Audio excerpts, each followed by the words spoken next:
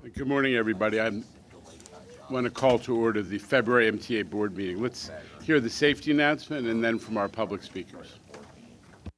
Your safety is of the foremost importance to the MTA. Therefore, we ask that you listen and adhere to the following instructions. If you witness an emergency, notify emergency personnel in the room and call 911 immediately. Please follow any audible instructions provided through the public address system or visually on screens in the event of an emergency. If an alarm sounds, wait for a public address announcement and follow instructions. If told to go to another floor or to evacuate the building, leave all unessential items behind and use stairwell A just across the main hallway or stairwell B down the hallway past the elevators. If you have a mobility disability or cannot self-evacuate, please proceed to stairwell D or E for assistance by MTA staff or emergency personnel. An automated external defibrillator, AED, for use by trained personnel is in the main hallway just past the elevators. If you need assistance during an evacuation, please tell an MTA staff member or emergency personnel. Thank you and have a safe day. Thank you. Danny, public speakers. Good morning, everyone, and welcome to MTA's February board meeting public comment session. Today, we will hear from public speakers, both remotely and in person. We have 22 members of the public registered to speak today. As a reminder, we ask that all public speakers adhere to the MTA's rules of conduct and decorum. I would also like to remind our public speakers that in the interest of time and fairness to all, we limit everyone to 2 minutes. Please be aware that there will be a warning beep to remind you that you have 30 seconds to conclude your remarks. Our first speaker today will be Christopher Greif, followed by Ian Matthews.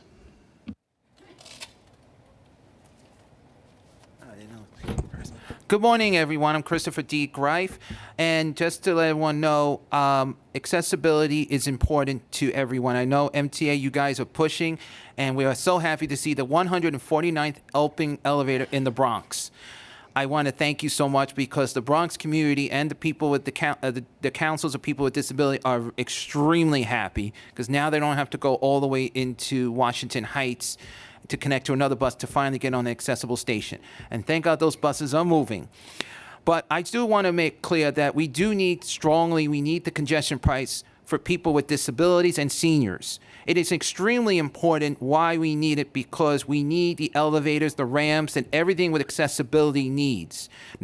We just need it from the Long Island Railroad to Metro North, from the buses to the Accessorite, from the Accessorite to the subways.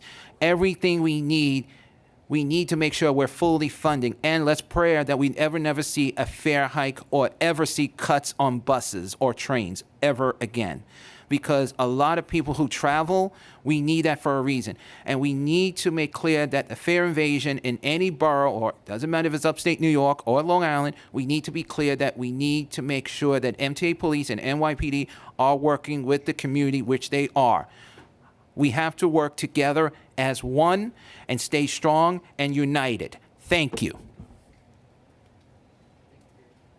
Thank you for your remarks. Our next speaker will be Ian Matthews, followed by Charlton D'Souza.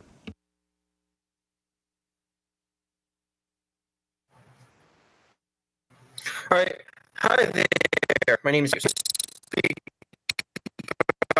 as there was stuff I forgot to mention in the last board meeting, like service on the B line in the Bronx in the morning rush hour is horrible. Local train. The D should be making local stops in the Bronx when this happens, which really it barely does. Another thing I'm grateful to see, I'm glad to see more NYPD officers on the platforms and stations in Manhattan. However, I'd like to see more in the Bronx, like on the B, D, and 4 lines, which I use, where I'm noticing more fare invasion and even people using the bathroom on the platform. More can be done. I want to make the subway safer, so let's make it safe for all of our riders and for transit workers. That's all I have to say. Thank you. Thank you for your remarks. Our next speaker will be Charlton D'Souza, followed by Miriam Fisher. Good morning, everyone. Charlton D'Souza, President of Passengers United. So what happened to me this morning? I get on the F train and I had to clean the seats because there was feces and urine on the seats. Yeah, welcome to our world. This is the stuff we have to deal with. And while I was doing that, a lady who had tissues with alcohol in it gave it to me. I mean, why do we have to clean the seats? Aren't the cleaners supposed to be doing that? So again, the subway system, I'll say this again, is in crisis because we have homeless individuals sleeping in every car. I've been getting pictures from people all over the system. It's happening. And, we need to get control of the situation, especially with the bed bug stuff, on the trains with people with garbage bags, shopping carts. Once those bugs go inside the heating units, that's it. They're all over the place. And, the bus was clean coming here, so thank God for that. But in terms of safety and security, I'm going to say this again. Our police officers, our transit employees, our cleaners, station agents, conductors, train operators, they need a sense of safety because nobody should be getting mugged, assaulted, or killed on the subway. So starting this week and next week, we'll be out protesting. We're going to be going to elected officials' offices demanding that they prosecute repeat offenders in the subway system and that the district attorneys start prosecuting, that they start holding these people accountable. Because what happens if a transit worker, God forbid, is killed? And remember, we're coming up on the anniversary of Garrett Goebel, who was killed by a shopping cart fire. He was a train operator. So yeah, I mean, nobody should have to work in fear. Passengers should be able to come in the system, be okay. But I need all of you board members to back the advocates up on this. We've got to tell the district attorneys, start prosecuting. That's it. Thank you, guys. Thank you for your remarks. Our next speaker will be Miriam Fisher, followed by Jason Anthony.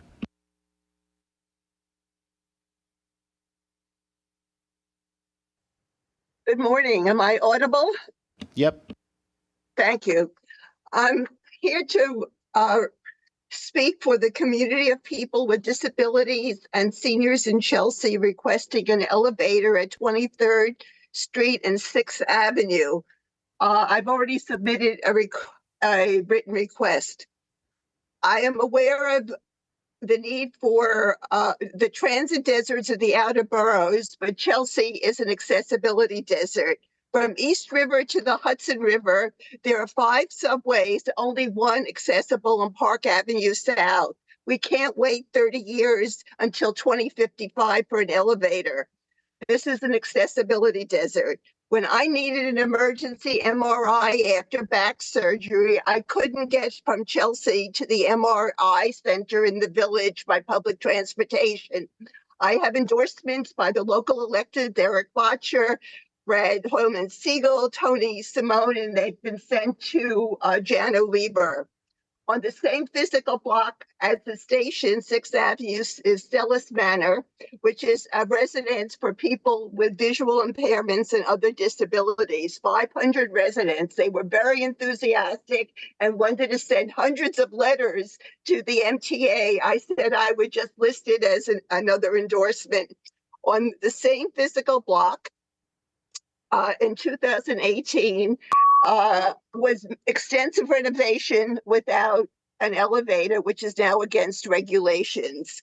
I have a long list of endorsements by senior centers in Chelsea, from the Greater New York Council for the Blind, from Hudson Guild, Penn South, Newark, 12 community block associations, the Transportation Committee of Chelsea, Please conclude your remarks.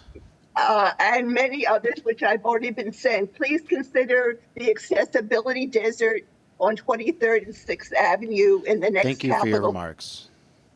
Our next speaker will be Jason Anthony, followed by Alita Dupree. Good morning, Jano. Good morning, General Counsel Page. Good morning, Rich, Rob, Kathy, Demetrius, Frank, Pat, and everybody else in the full board. Jason Anthony here from the Long Island Railroad 88 Task Force. Newsflash. Governor Murphy announced yesterday in his State of the State that he will impose a corporate transit fee of 2.5% to every corporation in the state of New Jersey who will be earning $800 million a year to give to New Jersey Transit Corporation. But my question is, will this solve the fiscal cliff that they have right now? No. Do we see the same type of transparency that Kevin Willis show us month after month? No. So my demand is that those people show up in force or speak over the phone on Tuesday, March 12th, starting at 10 a.m., and demand New Jersey Transit Corporation to once and for all settle the lawsuit that they have against the MTA, that we could have congestion pricing once and for all. This is nonsense, because with this lawsuit in place, we won't have accessibility, we won't have modernized signals, we won't have anything. So I'm asking everybody, attend the next New Jersey Transit Board meeting, because I'll be attending by phone, and I'll be doing the same work that I've been doing for months. I'll see you next month. Thank you for your remarks. Our next speaker will be Alita Dupree, followed by Jack Nierenberg. Thank you. Good morning, Chair Janno Lieber and members. Alita Dupree, for the record, she and her with Team Folds. It's good to be with you. Hopefully next month I'll see you in person. Next month is my birthday. Lots of things going on. And I'm going to take a different tack here. And I certainly like to put positive energy into my solar-powered virtual podium. And I think often about escalators and buses and electricity. And the system, Darien Stately, which is our subway. I think back to 1976, when my cousin gave me a copy of Songs for Beginners by Graham Nash. And I was listening to it over this weekend in Oakland. And I think back to our system in the 1970s with the graffiti and the broken lights and all kinds of other things. And wondering if Grand Central Terminal was going to be knocked down. And those were hard times. And I share these things not just here, but I went to BART meetings in Oakland, and I refer to BART as being the people's system. And how do we get to where we need to be? I'm going to say this, that I believe that congestion pricing is absolutely essential, especially for me, as a person with profound disability, that congestion pricing is a program that speaks to me and includes me and gives me hope. Sometimes Jerry Rafferty's Baker Street sounds melancholy, but hearing the saxophone solo near the end gives me much reason to be hopeful. Congestion pricing will help us all to be hopeful about the future in our system, a system that I hope to enjoy for many years to come. Thank you. Thank you for your remarks. Our next speaker will be Jack Nierenberg, followed by Farhan Sharif.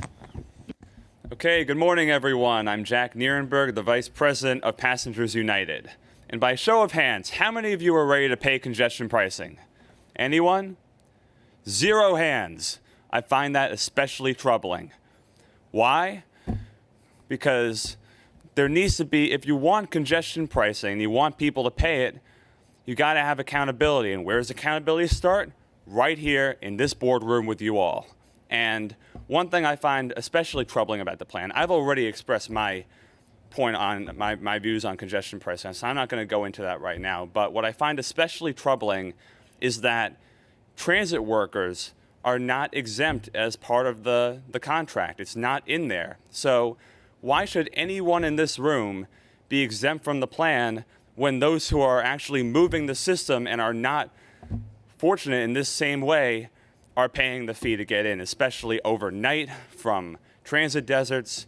It's not okay. So therefore, I'm going to be submitting requests, freedom of information law requests, because there needs to be accountability. And I really want to make sure, I want to see records that people in the executive management, board members, elected officials, and other lobbyists in favor of the plan are actually paying their fair share. It's one thing to expect people to pay it and or seize other people's vehicles for not paying it, but if you all are not paying it yourselves, where's the accountability? So I really want to see records that people who are driving into the city in this boardroom are actually paying their fair share of it themselves.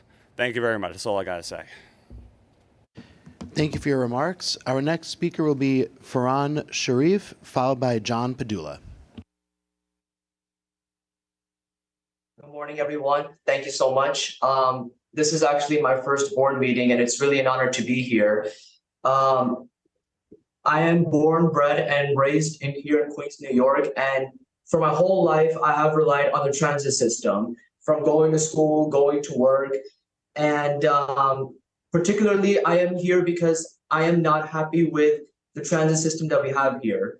And that's because whenever I go into the subways, I have this fear of possibly falling onto the tracks, fear of my safety being in danger, my life being endangered in the subways. And 3 years ago, the city had said that we are starting a pilot program of trying to install barriers between the platform and the tracks.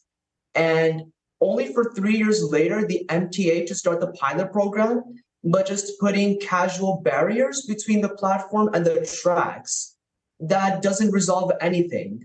So I am here because I want to sound the alarm on as to why the MTA is raising the prices of our fares and trying to impose more prices on us to pay when they don't take our issues seriously.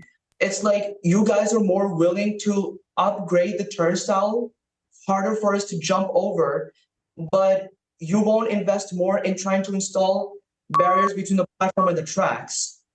So many modern countries have done this already, and I've been to many modern cities which have installed them. It's time the MTA starts taking this into consideration, starts installing these barriers so that, commuter lives can be protected. Nobody has to fall onto the tracks accidentally or on purpose. Nobody has to lose their lives while going to work or going to school. And I think that's not fair for me. And I demand that this MTA board from this day on seriously consider installing barriers between the platform and the tracks. Thank you. Thank you for your remarks. Our next speaker will be John Padula, followed by Vincent Padula. Talk about a 1-2 punch. All right. Good morning, ladies and gentlemen. My name is John Padula, and I'm a supervisor with Educational Vision Services from New York City Public Schools. I'm also the newly elected chair of the Advisory Committee for Transit Accessibility. You often hear me say never to mistake disability for inability. And as a blind person, my barriers to the environment, my challenges are way different, though, than folks with other disabilities. But I want to be careful whether what group we're talking about or what group there's a concern for or issue with, that we never pit one group against the other. And this is why it brings me great joy when I hear leadership actually bring up and discuss initiatives that do go beyond elevators and escalators and more comprehensive layered approach. We had great presentations last month. And Monday, it was very excited to hear that we can actually expect new software for Access-a-Ride sooner rather than later. I was a bit despondent to hear, though, that news on Phase 3 shouldn't be expected until summer when we were originally told March. Look, whether I'm here screaming about the insufferable, archaic nature of Access-a-Ride, whether I'm indignant about the lack of meaningful on-demand, whether I'm irate over the overwhelming amount of unannounced announcements on buses and subways, I realize the bottom line is funding. The bottom line is always the bottom line. Now, this is where I'm supposed to talk about congestion pricing, but I can't because unfortunately it's become too political. So I'm going to save my comments for after hours because right now I represent my employer. But it has become too political. I'm just going to emphasize we need to be fair with those funds. We need to be equitable, and transparency breeds trust. Transparency breeds trust. We need to be transparent with folks what's happening with those funds.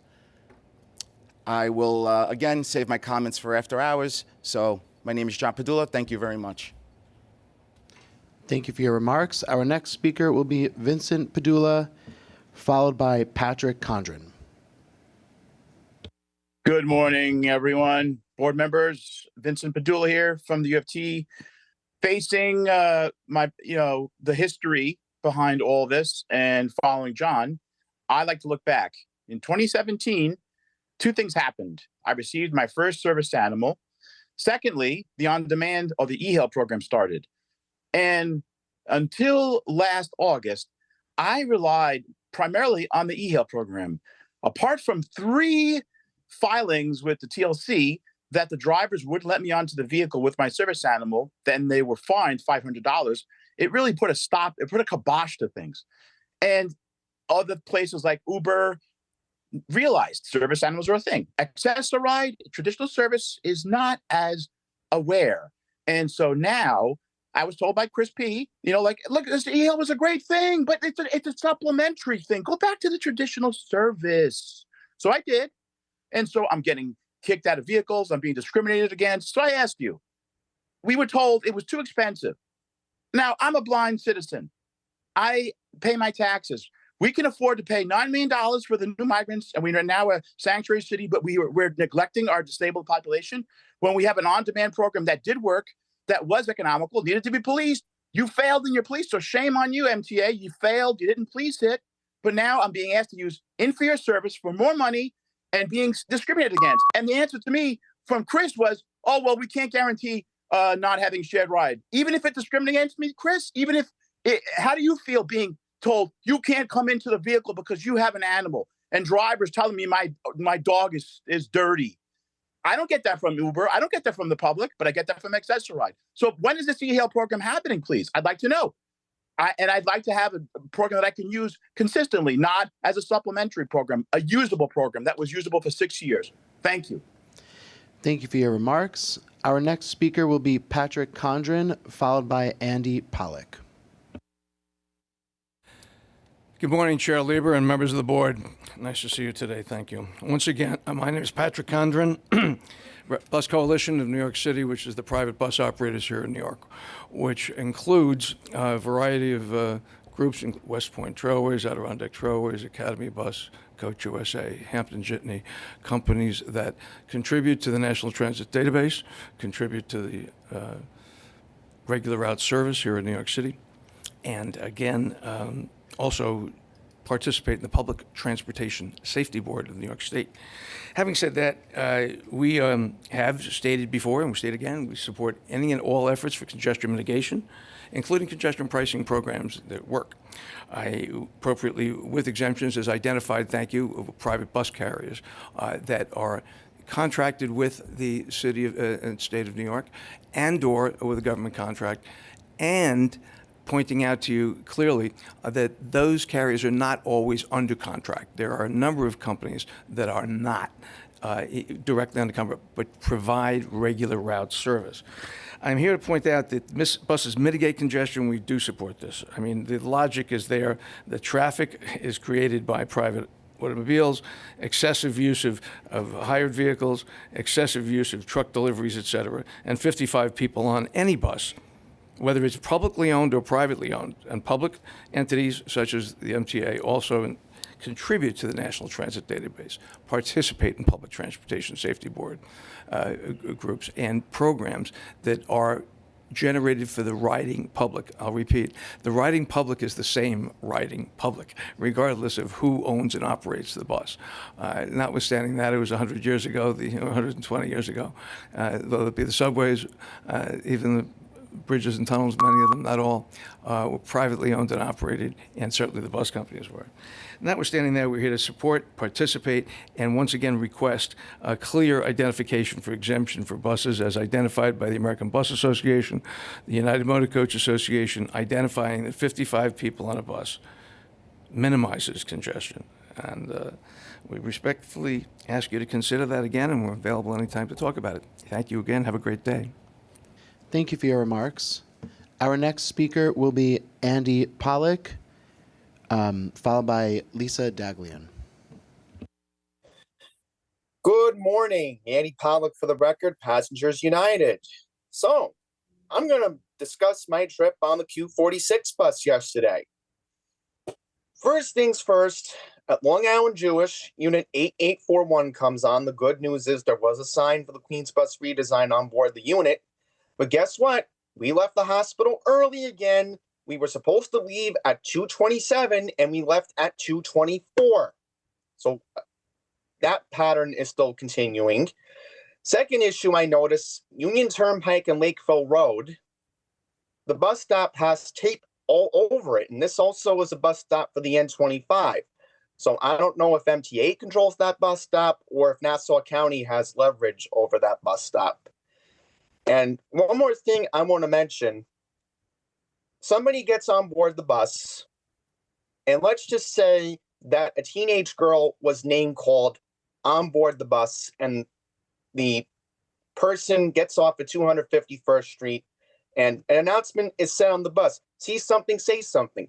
We can't see or say something, because if we call the police, guess what? With bail reform, the same criminals are going to get locked up, taken to jail, and then what happens is they're let back out in the streets. So that's how my experience was in the Q46. One more thing before I conclude my remarks, congestion pricing. The marketing you guys are doing for it, I noticed that the traffic in the picture was from the 2000s because there was an RTS bus, an old school Lincoln Town car, and a Ford Crown Victoria in the picture. Come on, guys. We know Toyota Camrys are the most used taxi fleet in the city right now. So that's just a criticism. And I'm going to have more to say about congestion pricing at the hearing I'm going to be speaking at on Friday. So thank you for letting me speak this month, and I'll be back in March. Thank you for your remarks. Our next speaker will be Lisa Daglian, followed by Mike Howard. Hi, good morning. I'm Lisa Daglian, the Executive Director of the Permanent Citizens Advisory Committee to the MTA PCAC. This week, riders, contractors, and the businesses that depend on them gained chilling insight into the consequences of further delaying congestion pricing.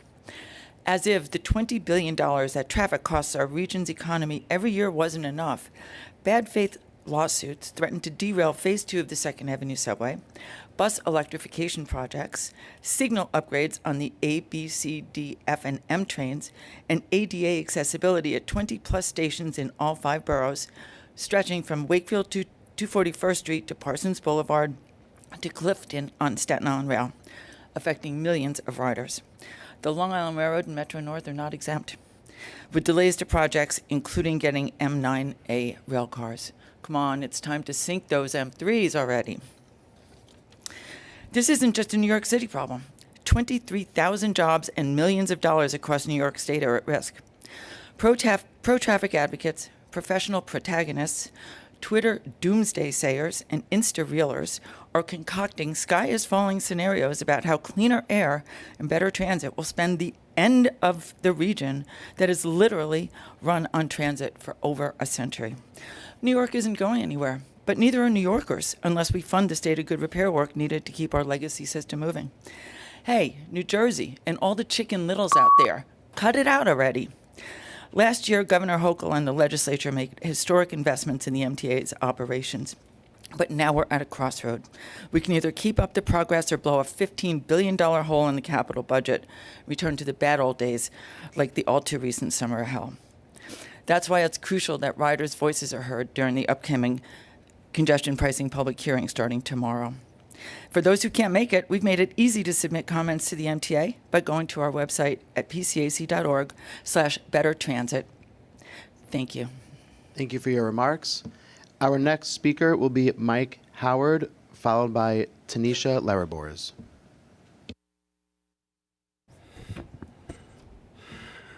Good morning, everyone. Happy 2024. Blessed to be back. And I just want to say this. From what I just heard earlier, from some of the comments, more cameras inside of the today's current train need to be installed like R62s, R62As, R143s, R142s, R142As, R160s, and R179s. R179. All need to be installed in case something happens. And you know what else? I am sick every time I ride the A train, because I live near the A train. I live in Southeast Queens by the A train, which is Far Rockaway Mott Avenue. Every time I travel, I see R46s like up to 10 in a row going out there. Y'all need to step it up and send more technology trains to Far Rockaway, which is R179 and R211s. You know what I mean? And I'm going to say a little bit about these buses. One day I was in downtown Brooklyn. I saw a few articulated new flyers on the B38 without DIS system. Some of them has them, some of them doesn't. More DIS system needs to be installed in those buses that doesn't have it yet from 2013 to 2018. It needs to be installed. It needs to be installed quickly. Thank you very much. Thank you for your remarks. Our next speaker will be Tanisha Larabors, followed by Nia Rollins.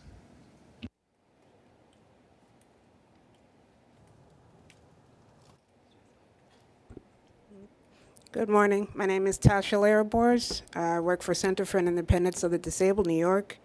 I'm an advocate for the disabled. Once again, I want to talk about Access-a-Ride, but this time recertification. I've spoken to a number of people with obvious disabilities. They use Access-a-Ride the first year, but the following year when they go to recertify, they get denied. And when they read the comments are very interesting. I've heard comments from psychologists saying, oh, this person does not have such and such. Also, having folks that are blind who have to go for recertification to once again prove that you're disabled. I really would love to understand the whole process of recertification. If this is something that has to be done yearly, but you have an obvious disability. You have doctors' letters that state that the person's disability is permanent. So that is something that really needs to be looked at, because it really does not make sense for someone to have to go every year. 1 minute you get the service, the following year you get denied. So please, take a look at that. Thank you. Thank you for your remarks. Our next speaker will be Nia Rollins, followed by Jean Ryan. Hello. So I just wanted to speak about the Q10 bus new proposal for South Ozone Park. They plan to completely remove the Q10 from Rockaway Boulevard and 130th Street. That bus has been going to it was on 131st Street up until about 2010. So for about 40 years. It says the plan is to make the bus experience more efficient, which I don't believe it will. Members of the community are going to have to take 2 to 3 buses now to get to their destination. I don't understand why they would remove the bus without letting anybody in the neighborhood know. They have the signs on the bus, but no one pays attention to that. If a person in my neighborhood hadn't told me, we would have just come out one day with the bus completely gone. It is going to displace thousands of people in the neighborhood. This is a school district. Many families put their children on that bus to go to school by themselves. It's completely unfair. It's going to be a financial burden. We're going to have to take 2 to 3 buses now to get to the trains. It's going to be more time consuming. The buses that you guys now want us to take it's going to be a hardship, because we have to think about it. It's already the people who take those buses, and now you're putting the people who take the Q10 bus on those buses. It's going to be congestion. We're going to have to take more time to go to work because the buses are going to be too full. And on the MTA website, it stated that you guys held over 40 events, and there was only 1 event in South Ozone Park in 2022. So you guys had 1 event 2 years ago, and you decide to take away a major bus route that even goes to the airport, saying that you guys received 3,800 comments. In all of Queens, there are over 2 million people in Queens, and you guys decide to make a huge decision like that with 3,800 comments. That lets me know that you guys did not really do your outreach. Nobody knew about this, and I just want to say this is completely unfair, and I hope that you guys will take another look at this because it's going to be a huge problem for the members of South Ozone Park. Thank you for your remarks. Our next speaker will be Jean Ryan, followed by Yuki Endo.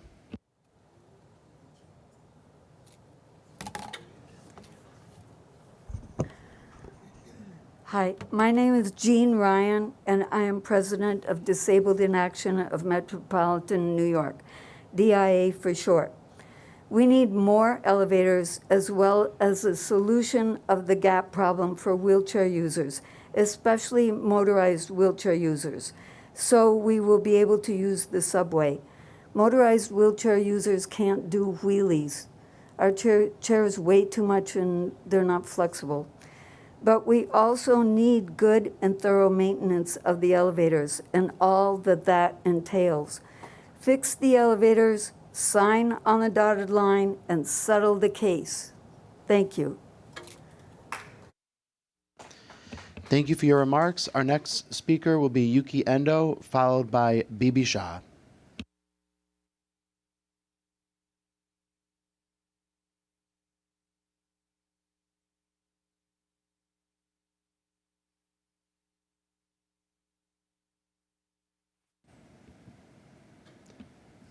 Yuki, we can't hear you. Incorporating because of the MTA Board Authority. I'd say thank you for building up RT11 and 9 and 8 plus BA5. I had a great memory riding on this class. I am grateful for MTA expanding the access station on the subway train.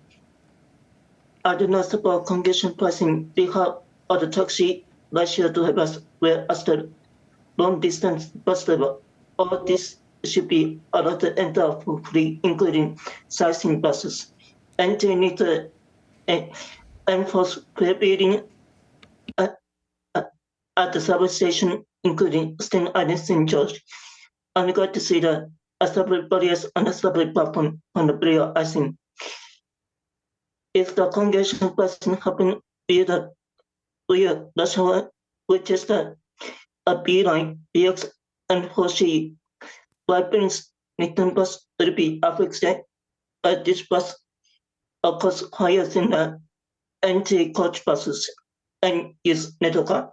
Thank you. Thank you for your remarks. Our next speaker will be Bibi Shah, followed by Iris Kelly.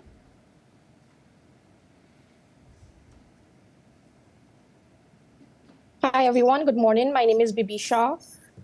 I'm here to represent the people in South Ozone Park. I would like to let you know of an incident that happened in South Ozone Park where the Q10 Kew Gardens bus was removed in June 2023.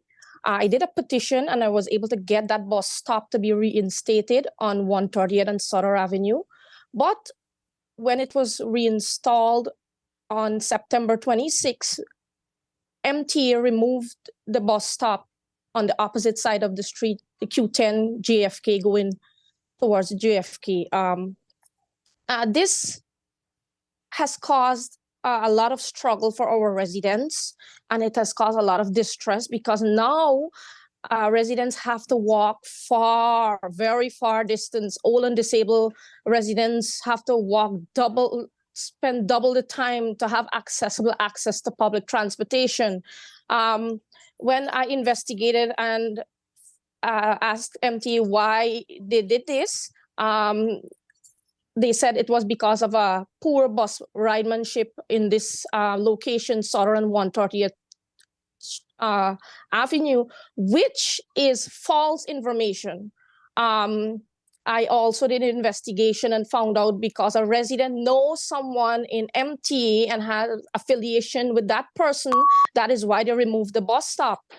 This is very unfair for us because old and disabled residents and all of us have to struggle to get to the bus stop to be able to get to work. Also, another problem that has been affecting our location is that MTA has a new bus redesign plan where they want to take away the Q10 running on 130th and Sutter 130th Street and Rockaway Boulevard.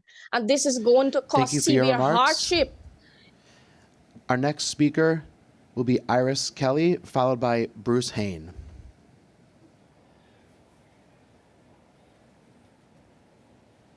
Yes. In terms of Long Island Railroad, there's issues about the Brooklyn trains, how they're set up. Since Grand Central came into town, I don't like the way they moved our station, or our trains off of track 3 to 11 and 12. It don't make any sense. Very inconvenient for people coming home from work. They should have the Grand Central shuttle over there, where make it more convenient for people coming on and off, going to the planes. It'd be easier for them. And then why is it they have the they took off the digital 6 and 7 train times? It was great for people who my height to be able to read it. I can't read from up in the high top. You took that away from us. Then accessibility for the Brooklyn trains. We had our own trains coming from Atlantic Terminal going to Long Island. We didn't have to go switching all the time into Jamaica Station. It's not fair to us. It made inconvenience for all of us. And then in terms of access ride, why should we have to have problems about getting rides? Especially when we have a problem getting home at night, the emergency comes up. We shouldn't have to have problems getting a ride. They're having too many other problems with this. It's saying, oh, is this going to be the second trip? Is this the second trip? Yes or no? That's not right. Because these emergencies do come up, whether it's first ride or second ride, we have to go. Thank you. Thank you for your remarks. Oh, Others. thank you for your remarks. Our next speaker will be Bruce Hain, followed by our final speaker for today, Michael Ring. Good morning, Board and Jano. Well, I'm fit to be tied because I've tried just about every way to get through to you. I mean, you're the fiduciaries, right? You're supposed to know things about building things having to do with rail. And we see this picture in the book of the excavations that have started where you're going to build this ridiculous bridge. It's lunacy. You don't want to do that now. You do it. I've tried everything. I've given you a stack of papers that cost me $50 and lots of running around. And I don't think you read it. There was a paragraph that was entirely underlined. And it said, you know, you have to do something. You have to get in touch with me unless you want it to be respondeat superior. We'll try something like that because that's what you've got to do something about it. You can't go on like this. You know, that tunnel, you have this doltish, what is it, SVP, and saying things that are obsolete. You say something is obsolete, whole ranks of double slip switches are obsolete?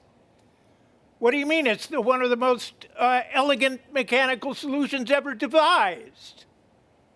And they have quite a good angle, 4.9 degrees, I think.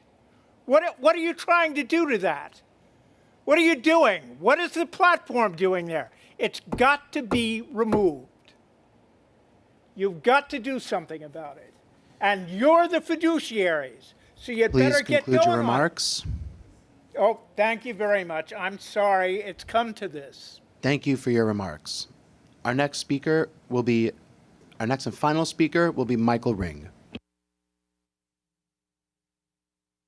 Good morning. My name is Michael Ring. For anyone who needs a verbal description of my appearance, I'm a 60-year-old white guy wearing a hoodie that says Disabled in Action, the organization I'm representing today. I wasn't sure what I was going to speak about today, and it all came to me as I entered this building. You're probably aware that the people here in the gallery, we enter through the front door, we pass through the security theater, and then we all make couple of left turns, and we go into the elevator designated. It has an elevator operator for us today. I don't know if it happens to everybody. But today, something kind of unusual, but not that extraordinary happened. The elevator I normally go into had a cone in front of it. But it was totally no big deal because the next one was working. And it took me up to the 20th floor. No one's walking up the stairs here today. It occurred to me that the maintenance in the elevators in the subway isn't happening very regularly or as scheduled or as needed, but there's no redundancy. When you're on the subway and the elevator's broken, there's no next elevator to step into. This building has 20 or 30 elevators. If one is broken, you don't even know. But if the elevator is broken across the street, people aren't going home. They have to roll or limp to the next station that's accessible. It's a trip. Here, they're close together. Where I live in Brooklyn, they're far apart. Having a lot of elevators is great, but they have to work and they have to be dependable. Here, they work and they're dependable, but out there in the system, they're not. We don't count on them. So no, people aren't traveling by subway who rely on elevators. So settle the case, maintain the elevators. Thank you very much. Thank you for your remarks. Chairman Lieber, that concludes public comment session. Thank you, Danny. Thank you to the public speakers. I understand from Paige that we're one board member short of a quorum, so we won't be taking action immediately that requires a quorum, but hopefully we're going to be joined by one of our colleagues very, very soon. So with that, let me do my remarks, and then we'll proceed on to a couple of presentations. Thanks to everybody, especially the members of the public, for joining us at this month's meeting of the MTA Board. Where is our... You have a little visual for us? Great. Okay. February is, of course, Black History Month, and we had a significant celebration this week at the MTA. Our guest speaker was a gentleman from the Maryland Transit Administration named Jerome Holm, who's very well known in transit circles for his historical views of the role of African Americans in transit history. And he reminded us of a quote which I thought was really relevant from Dr. King. The full quote is on the screen, but the key point is in the first line. Urban transit systems in most American cities have become a genuine civil rights issue. Dr. King wrote that in 1968, but those words still ring true. I always say that MTA is the engine of equity for the New York region, and right now we're at another historic inflection point for our ability to pursue the equity mission. Last year, Governor Hochul and the state legislature passed a historic budget that enabled the MTA to avoid the fiscal cliff, to maintain and even increase service without service reductions or layoffs, what so many other transit systems are going through. That achievement last year was a huge win for equity, for transit-dependent New Yorkers who are disproportionately middle, working class, and yes, low income. Now we're looking ahead to the next challenge, congestion pricing. In the coming months, we're facing another choice that is really at its bottom all about equity, whether we are going to prioritize the 90% of commuters who use mass transit. We hear a lot about folks who elect to drive to the central business district. They're 10% of the people who come to our central business district, and whether we're going to prioritize cleaner air and safer streets as well. Once that hurdle, the enactment of congestion pricing and its implementation, is overcome, there's the issue of the next capital program, which the board needs to approve by the end of this year. So it's about equity. Are we ready to fund the investments needed to create a truly equitable and sustainable regional transit system, a system that is accessible to all, affordable to all, that serves more neighborhoods and more New Yorkers, a system that truly responds to the civil rights challenge laid down by Dr. King? Transportation equity, in my view, that's what's at stake in the congestion pricing debate and what's going to be at stake in the capital program debate come this fall. We have been preparing for this moment at a time when so many peer agencies are facing cuts.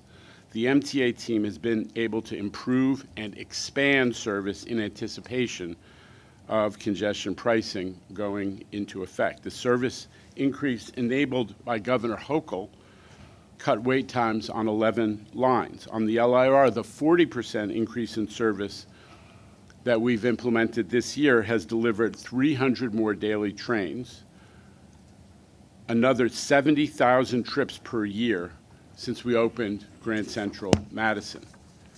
And we have been budgeting to continue increasing bus service as our borough-by-borough bus network redesign is implemented, starting with an investment of $20 million more per year for bus service for Queens. More transit, more buses, more equity.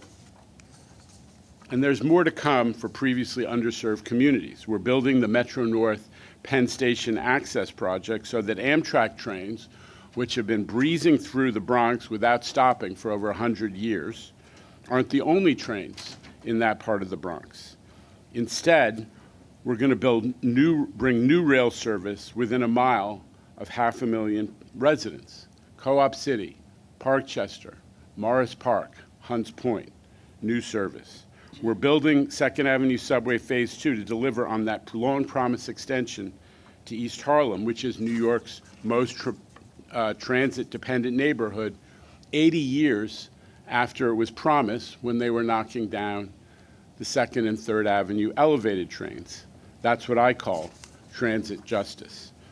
Now, I know there's also been a lot of talk, rightly so, about safety this week. And I'm pleased at the progress you heard about on Monday from NYPD Transit Chief Michael Kemper about turning around the upward trajectory in crime that took place during a very tough January. But let's not kid ourselves. Subway safety is also an equity issue. Our riders, disproportionately working class, middle class, and yes, low income, our riders rely on the transit system to get to jobs, education, healthcare, and everything in between. The system needs to be safe and to feel safe for them. Otherwise, they won't be traveling and will have essentially cut off their access to opportunity. Now, we have to give credit where it's due. Mayor Adams saw what was happening in January when the crime numbers went up versus the year before, and he stepped up to deliver more NYPD resources. There are now an additional 1,000 officers daily patrolling the subways, and it's having an impact. Where crime was up 46% at the end of January compared to the prior January, the year-over-year statistical increase has been pushed down to 18% because February crime is way down from 2023. And we know that the surge of cops is being noticed and appreciated by our riders. We hear about it in every survey. It was reported on just last month by John Kaufman. Our riders tell us that the one thing that makes them feel safe is seeing uniformed cops, that the one thing that most would incline them to take the system more is a feeling of increased safety and seeing more police presence. We hear about it again and again, and we have to respond. Subway safety is also a matter of equity for our diverse workforce.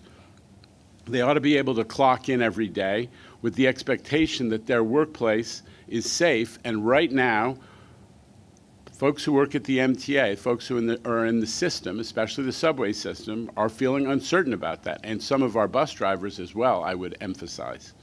We've all heard about a few truly despicable attacks on transit workers recently. There are people out there with a history of violence, near book-length rap sheets, I might add, who are targeting our employees, getting arrested, and then walking free to do it again. I'm not exaggerating. This year, there have been 4 people arrested for attacks on MTA workers. Between them, they had 49 prior arrests, just the ones we can talk of. Just the ones we can talk of. And last year, the police made 43 arrests for assaulting our workers. How many indictments? 11. 11 indictments out of 43 arrests for assaulting MTA workers. We need, our partners in the criminal justice system to take action. Last week, there was an individual was arrested in the transit system who had 47 priors, 28 convictions, mostly for transit crime. This time he was arrested for felony narcotics and for grand larceny on an older woman. And it was his 6th arrest this year, 6th arrest. Bail was requested. Credit to the DAs who did that. The judge elected to let him walk. As I said, we need partners in the criminal justice system who will take action, including utilizing the transit ban tool that we pushed for so hard with our union partners and got enacted into law a couple years ago. We cannot let this endless cycle of violence against the workforce continue. There is way, way too much at stake. Safety for our workers, but also because the importance of our system to the city and to the region. We cannot allow the perception of safety or the lack of it to scare people away. I'm going to stop there. That's really what I wanted to talk about today, is safety and about equity. Those are the two issues that are really at the forefront right now.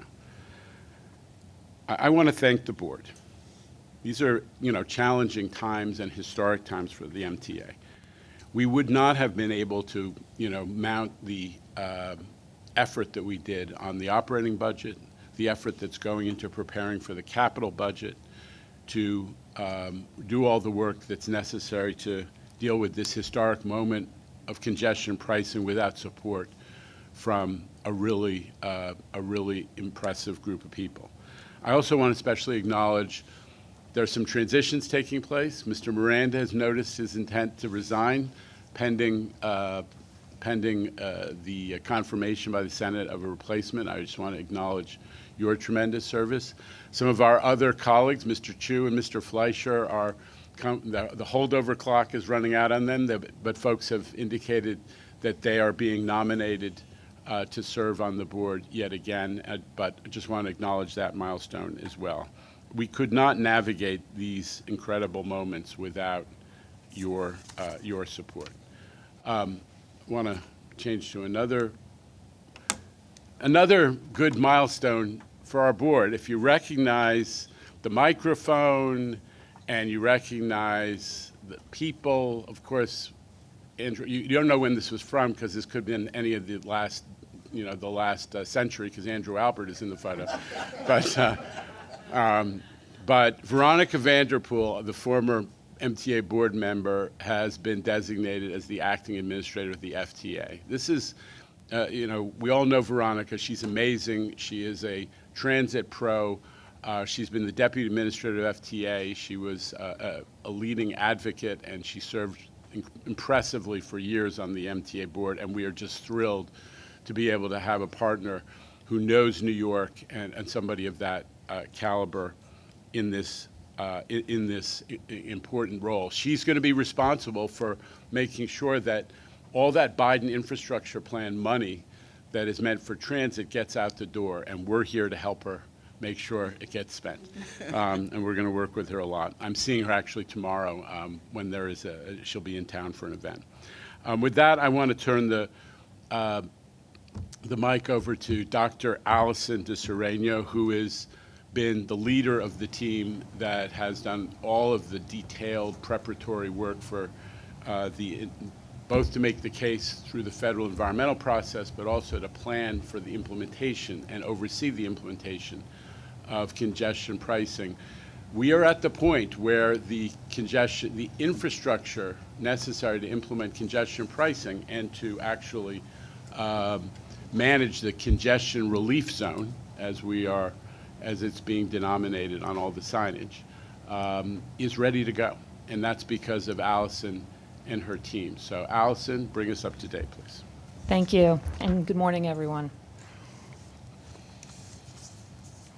As we get closer to a go-live date for Central Business District tolling, we've been getting a lot of questions related to what kind of information is going to be available once the program begins. So I'm going to take just a few moments to start with a summary of what we'll be monitoring and reporting on in the coming months and years. There are a number of monitoring and reporting requirements in the legislation, and we've added commitments through our federal environmental review process.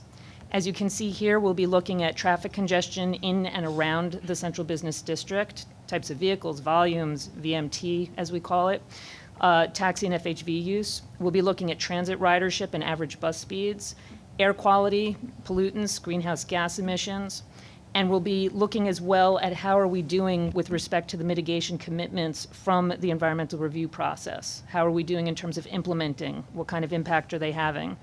And then revenue and expenditures. Importantly, we've also committed to making this data analysis and any visualizations available in open data format to the greatest extent practicable. Updates will be provided on at least a biannual basis as data becomes available and analysis is completed. In essence, we're going to be very transparent about all of this. But for the remainder of the presentation, I'd like to focus on the system itself and the infrastructure. At a very high level, the system will work much like other toll systems in the region, including our own. For consistency, customers will be able to use EasyPass or tolls by mail, where an image is taken of the license plate and a bill is sent to the registered vehicle owner. This system, however, is also going to be built to allow for additional technologies in the future. As with today's toll systems, the back office customer service center will provide the account management services for EasyPass and tolls by mail customers, the plan management for those with discounts or exemption plans, and our customer service functions. By using the same back office as the other New York agencies, there'll be consistency in the customer experience, which is important, so people have the same look and feel that they're used to. Central Business District will be added to existing statements and toll bills, and the back office staff is trained already and continuing training to assist customers with specific questions related to the program, including those related to discounts and exemption plans and credits for those who are eligible. The testing of the back office system will be done with other regional tolling agencies from the entire EasyPass group so that we know if you come from Florida, if you come from Delaware or Maryland and come into the city, you'll be able to get the toll on your either EasyPass statement or your tolls by mail bill accordingly. And as you can see here is just a mock-up of an example. To make it very clear for people, those who are coming through, they'll see it just as they do today. They'll see all the different tolls they've taken. We will have the crossing credits for those who are eligible for them identified specifically on the toll bill so that they can see, or their invoice, their statement, excuse me, for EasyPass, so that they can see this. So the locations. The roadway toll system and infrastructure is located at entrances, exits, and along the excluded roadways. The northern boundary generally has detection points between 60th and 61st Street, and importantly, the infrastructure is designed to fit the urban landscape. Where possible, we're using existing infrastructure. In fact, roughly 95% of the infrastructure is already installed. The final locations are being worked on as we speak, and just this morning we had an additional location completed. Con Edison and Verizon are enabling power and communications respectively, and more than 50% are already in some level of testing. For those who haven't already seen the system and infrastructure, that's actually a good thing. It's purposely designed to have a small footprint and fade into the urban landscape. Where possible, we've been using existing infrastructure, and in fact, roughly 35% of the locations are using infrastructure that's already existing. That's sign infrastructure, pedestrian walkways, overpasses, for example. The new infrastructure is poles and mast arms, similar to what's seen throughout the Central Business District today. And as you can see in the pictures here, on the left is an example of one of the locations where we have current infrastructure over in the Tribeca pedestrian bridge. In the middle is Broadway between 60th and 61st Street. This is a mast arm. And then on the very far right, you'll see the Central Drive or in Central Park area. And again, as you can see, it fades right into the landscape. Importantly, we're using infrared illumination, so there will be no light pollution from the system. This will help with respect to those working or living nearby, but it's also important for birds and other wildlife that are sensitive to light pollution. As I mentioned earlier, we just had another one completed this morning, so we have 104 of the 110 locations complete, and the remaining sites are being worked on as I speak here today. Con Ed and Verizon have been doing their electrical and communications hookups, and as I mentioned, we're well underway and nearing the end of the build. So infrastructure also includes signage. As Jano mentioned earlier, this is the kind of signage you'll be seeing. We'll be referring to it as the congestion relief zone. The entry and exit locations will be clearly marked, and there will be plenty of advance notice so that people who don't want to come into the zone can divert accordingly. The photos on the right show renderings of the signage along Fifth Avenue.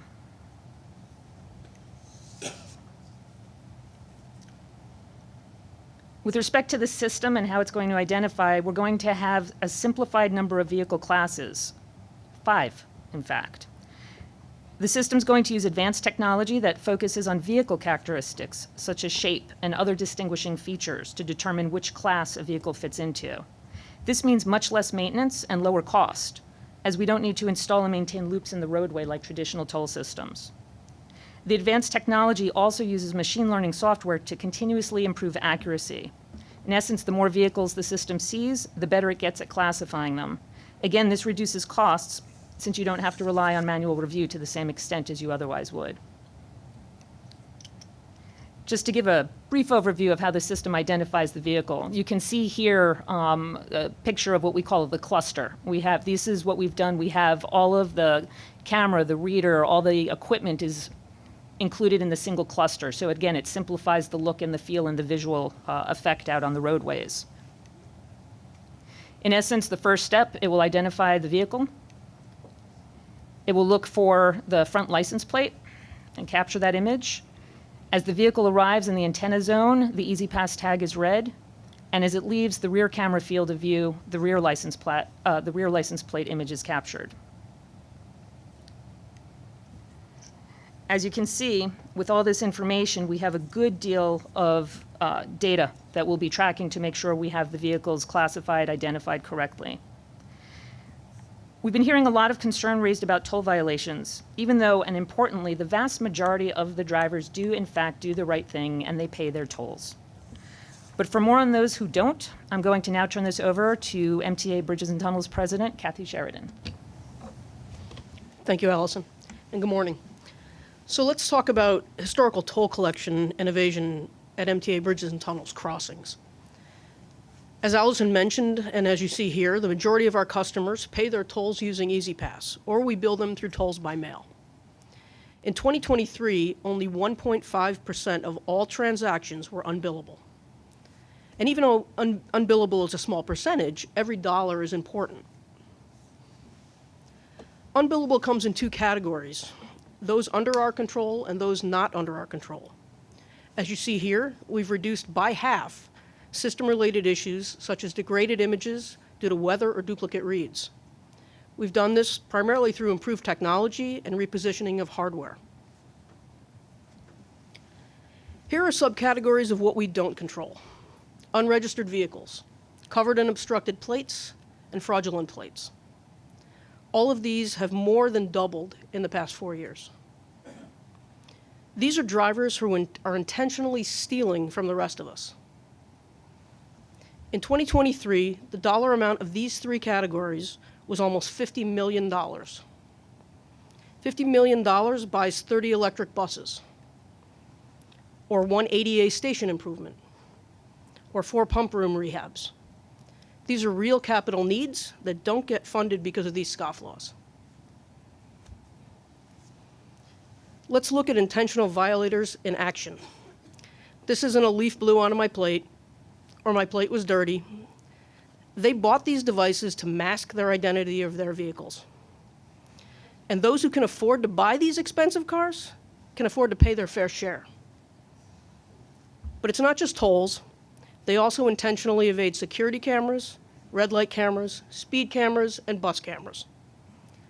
These are the same offenders who drive uninsured vehicles and are often committing serious crimes in our city. I'm happy to report these 2 were pulled over by MTA Bridges and Tunnels officers, and 1 was arrested. So what are we doing to reduce this upward trend? We're developing more robust enforcement approaches, and we will seek out violators in both occupied and unoccupied vehicles. Thankfully, enforcement for fraudulent, obstructed, and covered plates applies to vehicles from all states, not just New York. We are also working to prohibit the sales of plate covering devices. Additionally, our team is very creative, and we are leveraging technology to target our operations. Governor Hochul included our enforcement request in her proposed budget, which details stronger penalties for those who intentionally avoid detection, and we're thankful to her and her colleagues in the legislature who all agree this behavior is unacceptable. We are confident these proposals will become law and give us more teeth in our enforcement efforts. And you've heard this over and over again, this is about fairness for all drivers. The message is clear. If you intentionally conceal your plate or display fraudulent plates, we're going to find you, your vehicle will be seized, and you will pay the consequences. Now, while I touched on some of the capital needs and the impacts to those, Jamie will now provide some more details. Thanks, Kathy and Allison. We wanted to. That's the good news about how effectively our colleagues at Bridges and Tunnels are getting ready to roll out the congestion pricing program. We wanted to give the board an update about the less good news, which is the risks to our capital program that result from the ongoing litigation against the manner of environmental review that was approved by the federal government. And we provided this update to the Capital Committee on Monday and wanted to provide it to the full board as well, given its importance. As the board knows, we have built a powerful construction delivery organization at C&D and have been pursuing a 5-year capital program that is 70% larger than the last one, which has been producing real results. ADA stations, 67 in this plan, 26 have opened since 2020, including number 2 this year at Tremont that we were pleased to open yesterday. Third track, rebuilding the Canarsie Tube on time and under budget, the Long Island Railroad Concourse. Signal modernization on 5 lines underway with 2 more to go in this program. A lot more behind the curtain that is helping us to achieve subway on-time performance best in 10 years, railroad historic on-time performance in the high 90s on both of our railroads. This is why it is all the more concerning that we need to share with the board the impacts of the delays in congestion pricing due to the current litigation. Congestion pricing is foundational to the MTA's capital program, as you see here, especially to work that will improve and expand the system and make it more accessible. It'll raise $15 billion.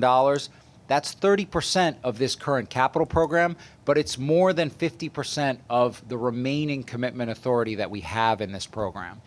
With several lawsuits pending, congestion pricing is at risk of delay, despite the benefits to, as the chair said earlier, the vast majority of commuters who use transit. To be clear, we're confident on the legal issues, the environmental review and community outreach that we undertook. The analysis reflected in the 3,000-plus page study were extremely thorough. But with any lawsuit or lawsuits comes risk, especially of delay. And we can't award contracts until the funding is assured. So as a result, the MTA capital program must be placed mostly on hold. While litigation is pending, we will not be issuing any new construction contract solicitations with very limited exceptions, as is stated here.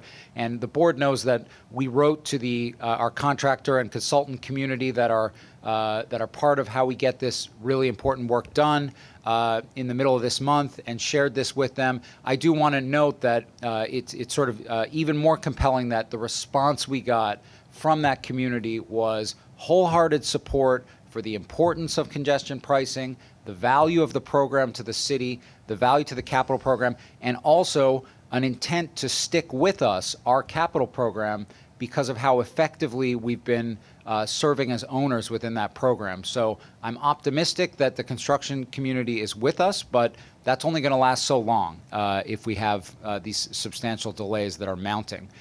So it's unfortunate as we made great strides building momentum to make investment in our system. On average, the last 3 years, we have committed more than $9 billion of important work each year, and it would have been an average of $10 billion if not for delays already caused by congestion pricing last year. This year, we will be able to initiate barely a third of that, and it's really just federally funded work or the bare work that keeps our system up and running. And so I wanted to give you some specifics on the devastating impact of this delay. This map shows a subset of what the $15 billion in congestion pricing will do for our transit system, and it makes it clear that the entire system in all 5 boroughs will be touched. We talk a lot about accessibility. We have a great accessibility advocacy community. It's one of the top priorities of this MTA. It's reflected in the historic settlement reached with disability advocates in 2022. This historic settlement is predicated on full funding for the program without delay. Without it, more than 20 ADA stations in this capital program are at risk. And you can see here where they're at risk. All 5 boroughs are impacted. 5 stations in the Bronx, from Mott Haven to Kingsbridge to Wakefield, Briarwood and Jamaica in Queens, Southern Brooklyn stations in Bensonhurst and Coney Island, Nostrand Avenue at the intersection of Crown Heights and Bed-Stuy, and major complexes like 42nd Street, Bryant Park. That's a hugely important accessibility investment, and Lexington Avenue, 59th Street in Manhattan. We've been making these investments. They are critical. They each, we can't get every station done in 1 year because of the complexity of all this work. And so we've gone through and targeted based on a very effective prioritization system where it makes sense to make the investments to serve the most customers in need of accessibility. And these next 20 or so, a little more than 20, are our biggest priorities, and they have to be placed on hold due to this delay. The board knows how important signal modernization is. In that work, we replaced the aging signal, track, and switch infrastructure, so it's state of good repair for the system to run on. We modernized signals to support automatic train operation for the reliability and capacity improvements. On the 7 line, where CBTC was installed first, on-time performance rose from 68% to more than 90%. Late last year, we were forced to put CBTC upgrades on the Fulton AC line in Brooklyn. That line, the A runs all the way to Far Rockaway. It's a really important line. It remains on hold, as does now the 6th Avenue line, which will improve service across the B, D, F, and M lines throughout 4 boroughs. Between these 2 projects, more than 1.5 million daily riders would stand to benefit from CBTC improvements, all the way to Far Rockaway, up to the Bronx, northern and eastern Queens, including in transit-dependent neighborhoods like Bed-Stuy, East New York, the Lower East Side. Just on these lines.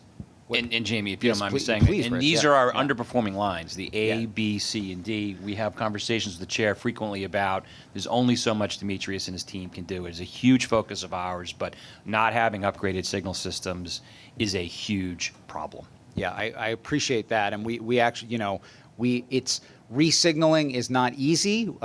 We work hand in hand between the 2 agencies, and we're starting to see some exciting results. And exactly as Rich says, there's a lot you can do, but really, when you can't rebuild the interlocks and the switches, and we can't automate train control and operation, we just can't get those benefits that we see on the 7 and the L. And so on these lines, we serve more riders than the next 5 largest subway systems in the country combined, just on these lines. Also at risk, another $1 billion in funding for new subway cars, like the new R211s now in service, and new cars that we're poised to purchase for Long Island Railroad and Metro North. New rolling stock is about customer comfort, and it's how we keep the system running as well. We've talked about this before. We've gone from mean distance between failure, which is how far a car can go before mechanical failure, of 5,000 miles in the 80s to above 200,000 miles today through the renewal of rolling stock, and we have a lot more to do.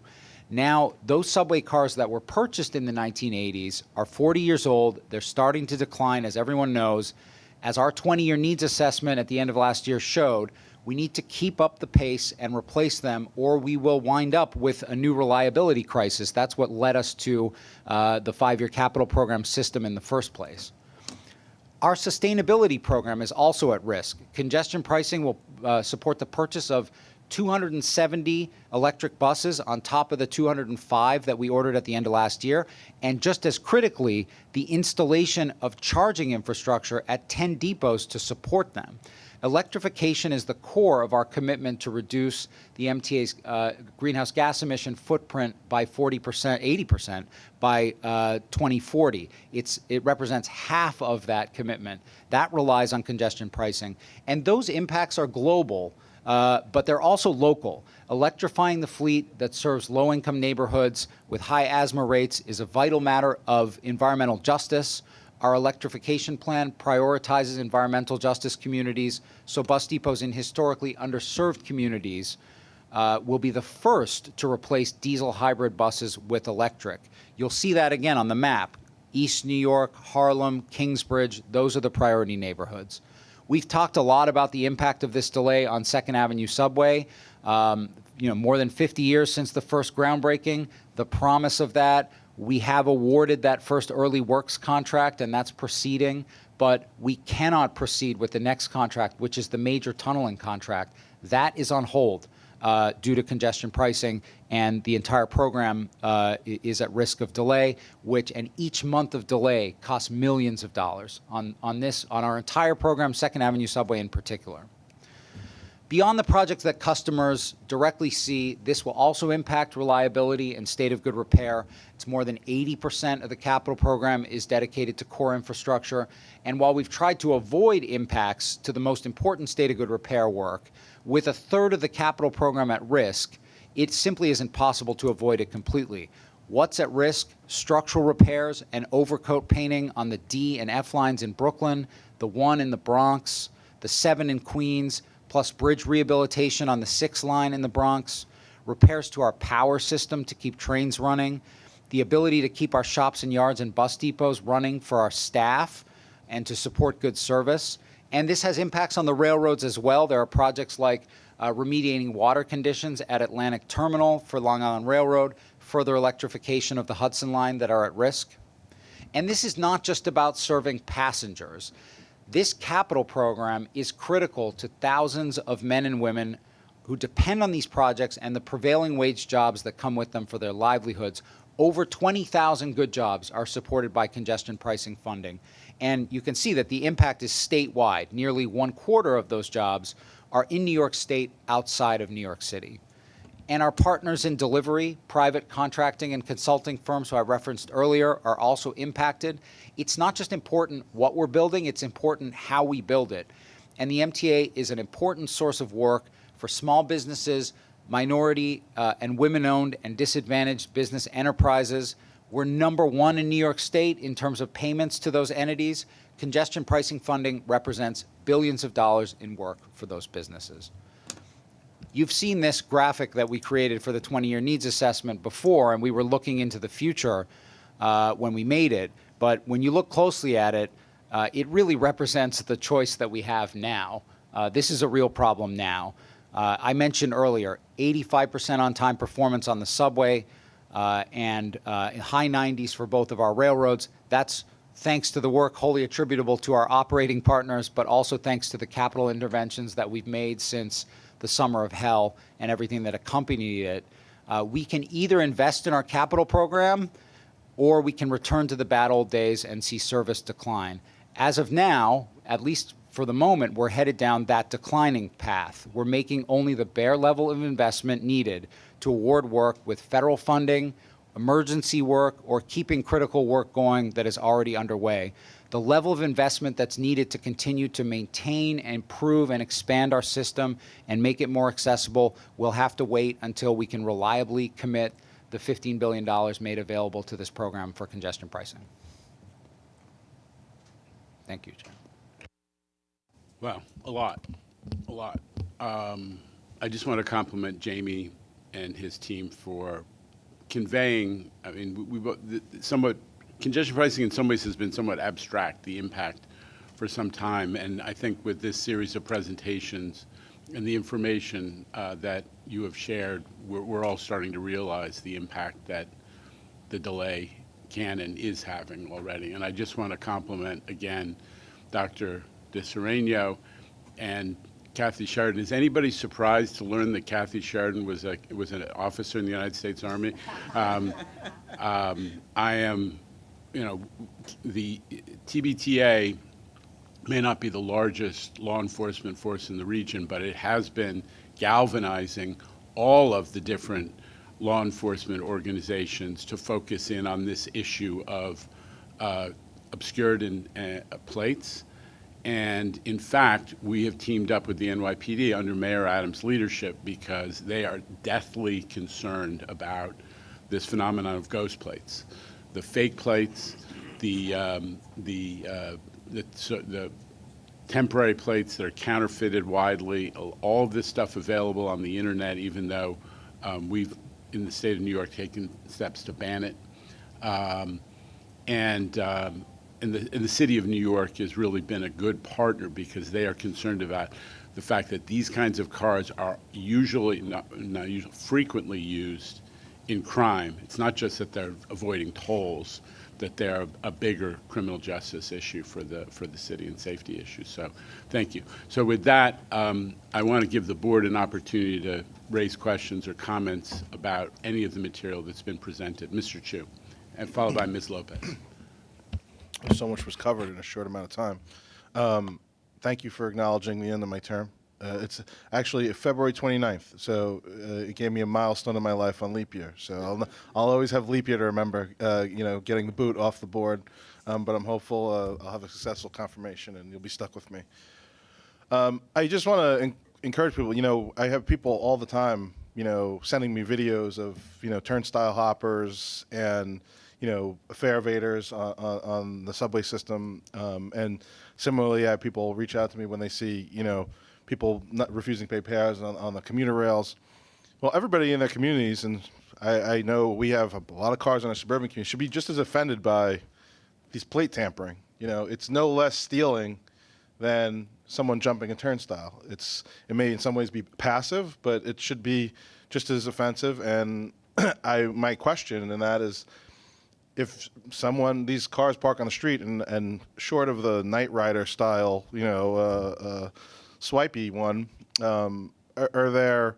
is there a way for someone to report, or to help, police on if they see a tamper license?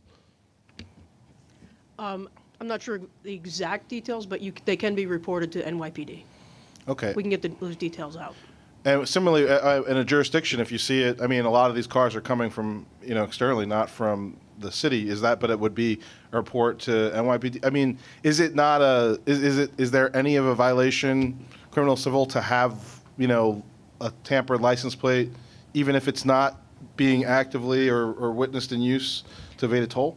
So fraudulent plates, if you're intentionally covering a plate, that can be a crime, depending on how the arrest happens and it's prosecuted. Typically, it's more civil. We are looking for more teeth in our legislative proposal. Yeah, would you go over again? We've asked, the governor has asked the legislature to approve a significant increase in the penalties for this type of behavior. Allison, do you want to recap that? So in summary, we're asking for, it's an increase of the fines, but it's really theft of services, which will allow, so fare evasion in the subway is a theft of service, and you can be arrested for that, and it's a crime. Toll evasion is not. Which doesn't make any sense. It does not make sense. Yeah. So we're asking for theft of services to be added to toll violations. Additionally, we're looking to be able to arrest for use of mechanical and electronic devices. So right now, we can write a summons, and we can't even take the device because it's their property. So we're asking to be able to seize that property and take it away from them. So there's a number of different details in that proposal, but it's basically to give us more teeth and make this a crime instead of just a summons. I would say any way we could support you, and that kind of brings me to our next point about public safety that the chair had, emphasized so strongly. Our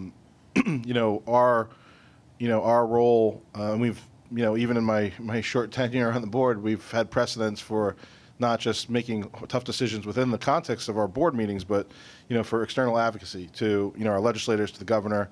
You mentioned specifically the operating budget.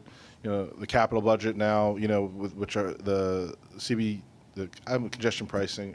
I think we should call it a different name, which is if we don't do this, we will have very significant climate impacts. Maybe that's a better acronym to get people activated. But on public safety, it's become very clear to me because it's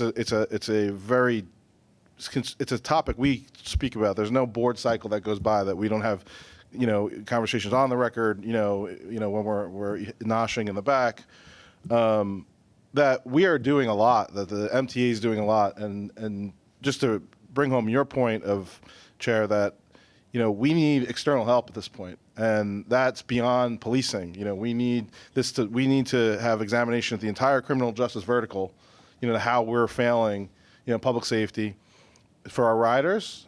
And in our case, because we have, as their employer, we have a specific responsibility for our human capital. We could have our capital budget, we could have our operating budget, our human capital. Without our human capital, we have nothing. And you've said it many times, our $1.5 trillion system is worthless if we don't have the people to operate it. So we have to protect them.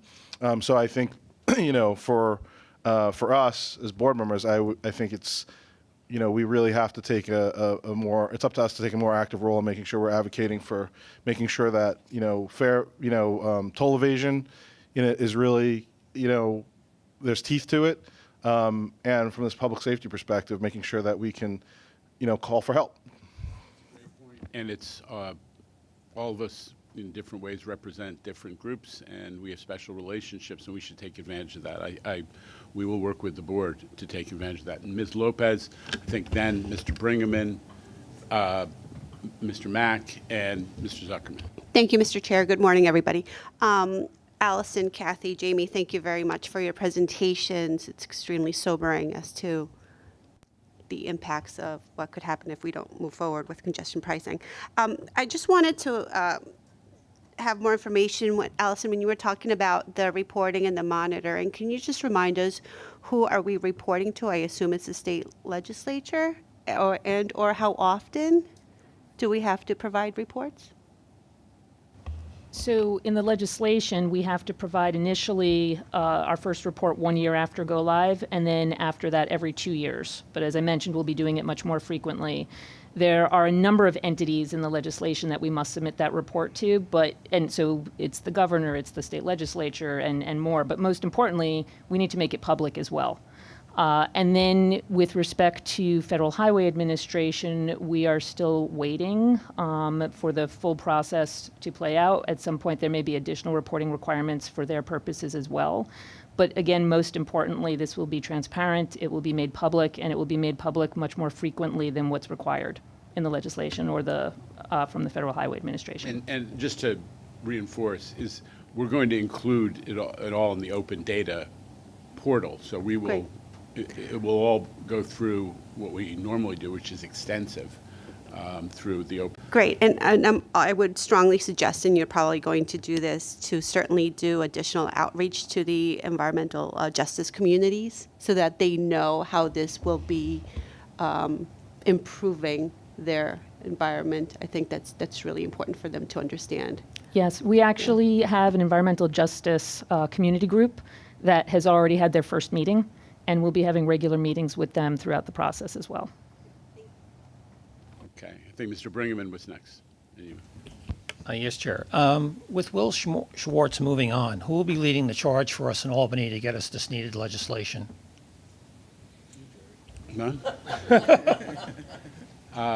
We have a strong GCR team. We have an existing arrangement with a lobbying outfit who has resources that we're taking advantage of. We don't like to pay for extra help, but coming as Will's departure did in the middle of the session, we're going to take advantage of it. And I do think that a lot of it is going to be done by our core staff. I mean, I think you see with the presentation that Kathy Sheridan gave, the effectiveness of just using our own staff to go and educate our partners in the legislature about the importance of this work. And that's the way we're primarily going to do it, is have regular visits to Albany by the people who are in charge of some of these initiatives.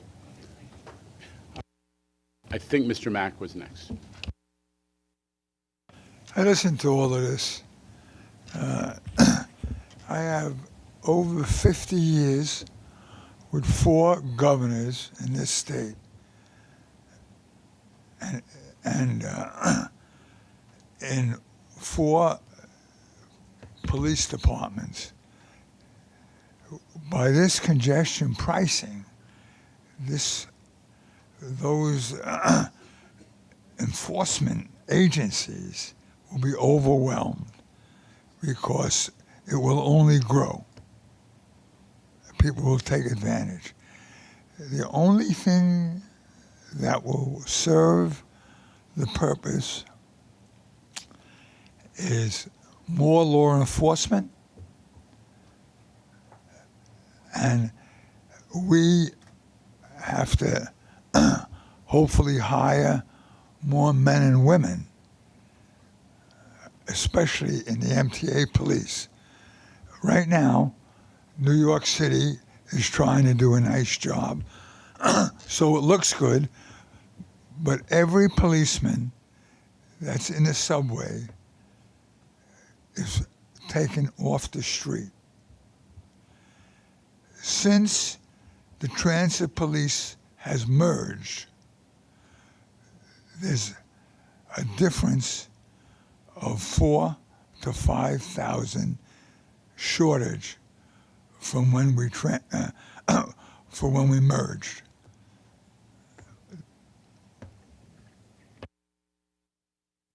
I think I had Mr. Zuckerman, and then we'll go to Mr. Albert. Thank you, Mr. Chair.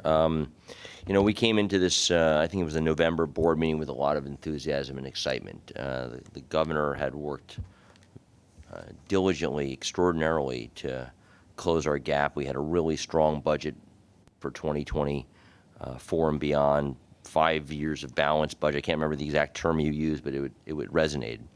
In the last 3 months, we've had a number of things attack that budget in some ways. We've had both our operating budget and, frankly, our capital budget we've talked about. And while we knew these things, we're now seeing it show up. We're worried, we should be worried about undoing some of the great work. And when I say we, I don't mean we on this board, I don't mean we as this agency, I mean we as this city. We need the riders to do their part, because if they don't pay their fare, we can't operate the system. We need the drivers to do their part. We're going to have our fare hearings soon, or our conversations publicly about congestion pricing. It's the right thing to do. It's the only way we're going to close the gap on capital. I thought, Jamie, your chart correctly showed it. It's a huge part of our capital budget. It is how we are making the system work. And we need our friends in New Jersey to realize that the epicenter of many of their employees come here, and we need them to pay their fair share.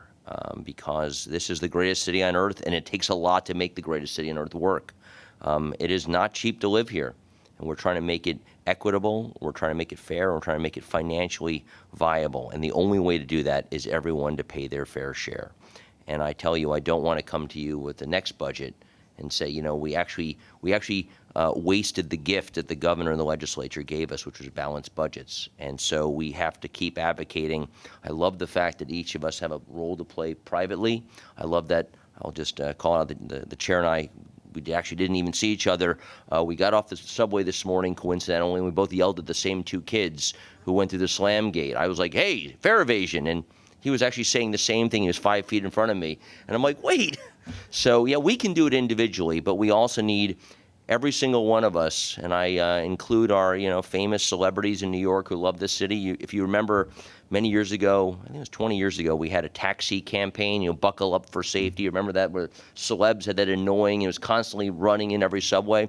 Well, I wouldn't mind having some celebrities doing the same thing for fare evasion, because it's time we get a very prominent conversation going about how it is wrong. And I'm not talking about the $275 or $290 now, excuse me.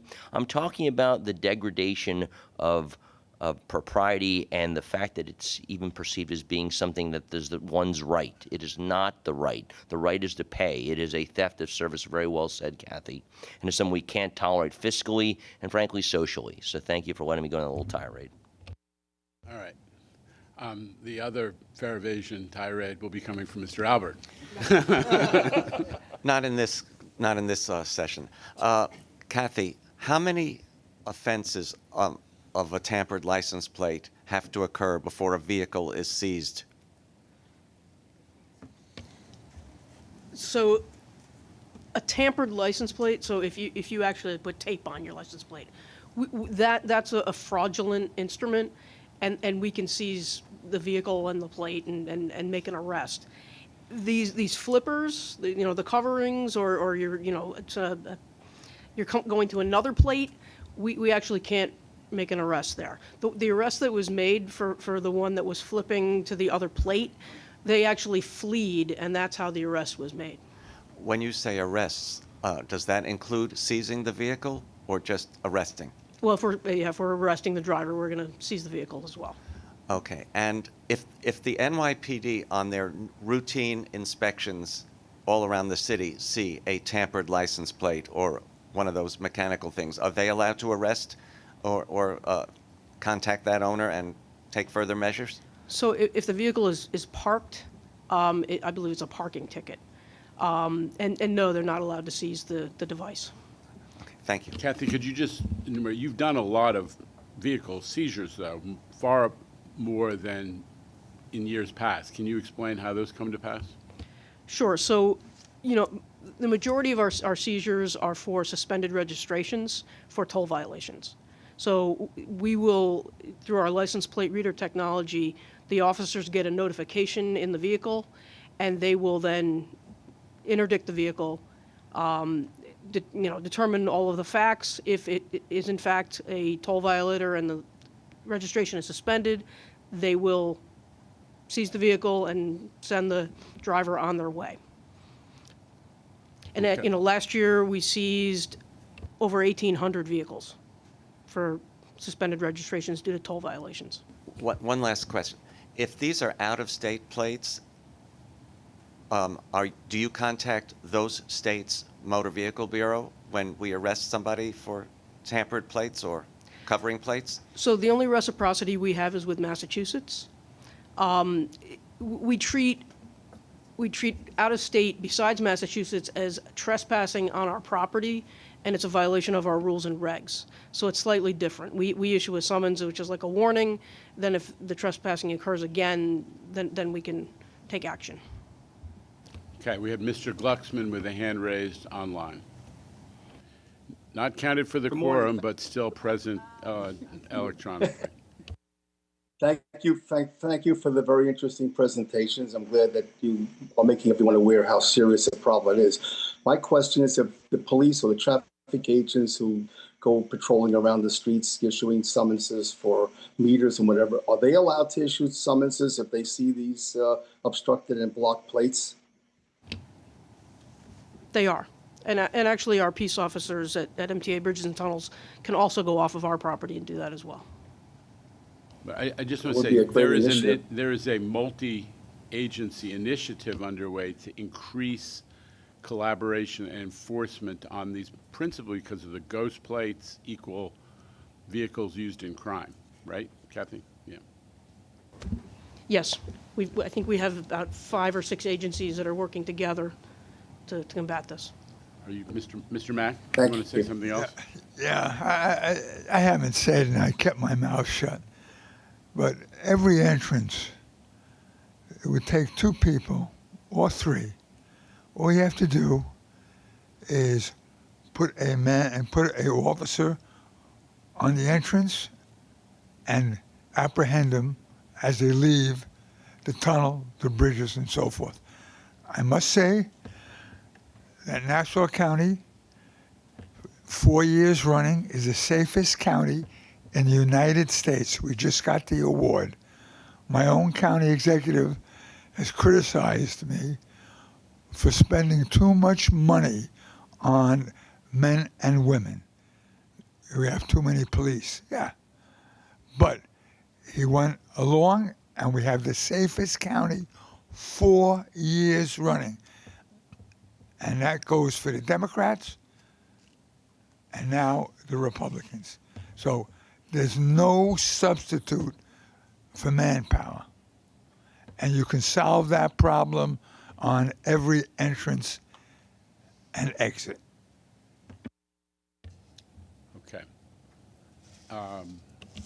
Chief Mueller is just behind you, and I see him ready to serve if we are able to increase manpower.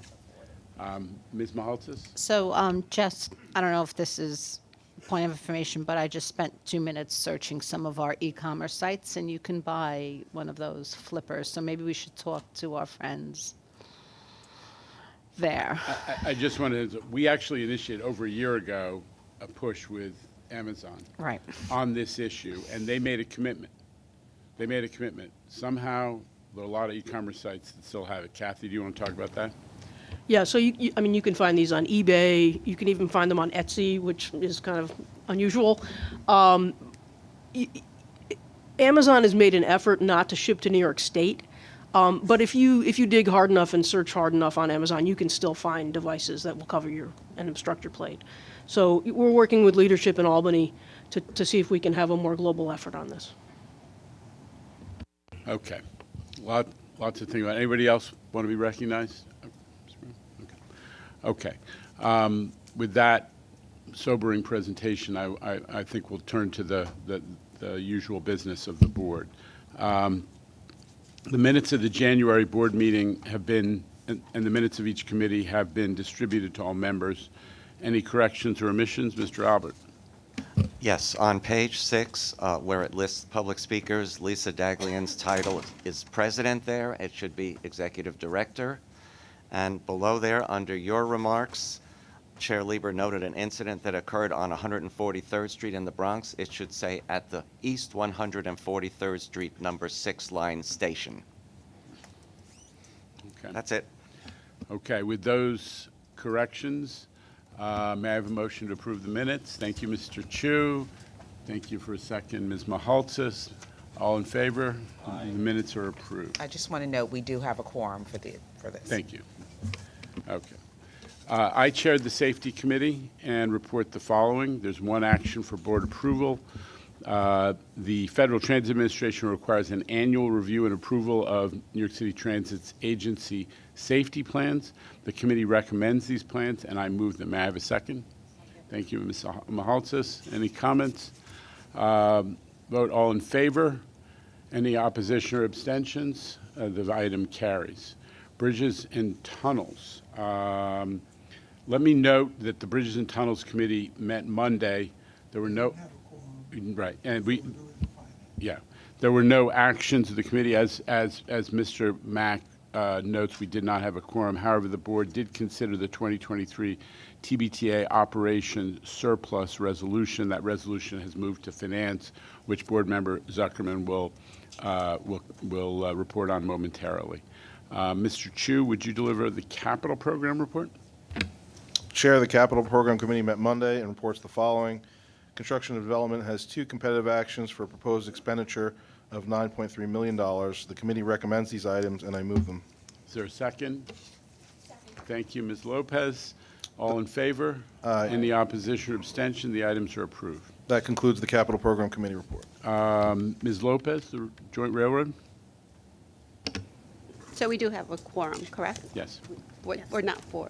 We have a quorum for business, but we don't have a quorum for the non-competitive items that you're about to present. Thank you. So Chair of the Joint Railroad Committee met on Monday and reports the following.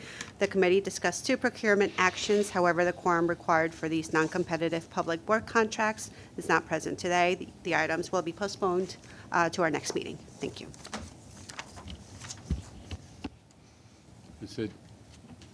Is that, how problematic is that, Mr. Springer?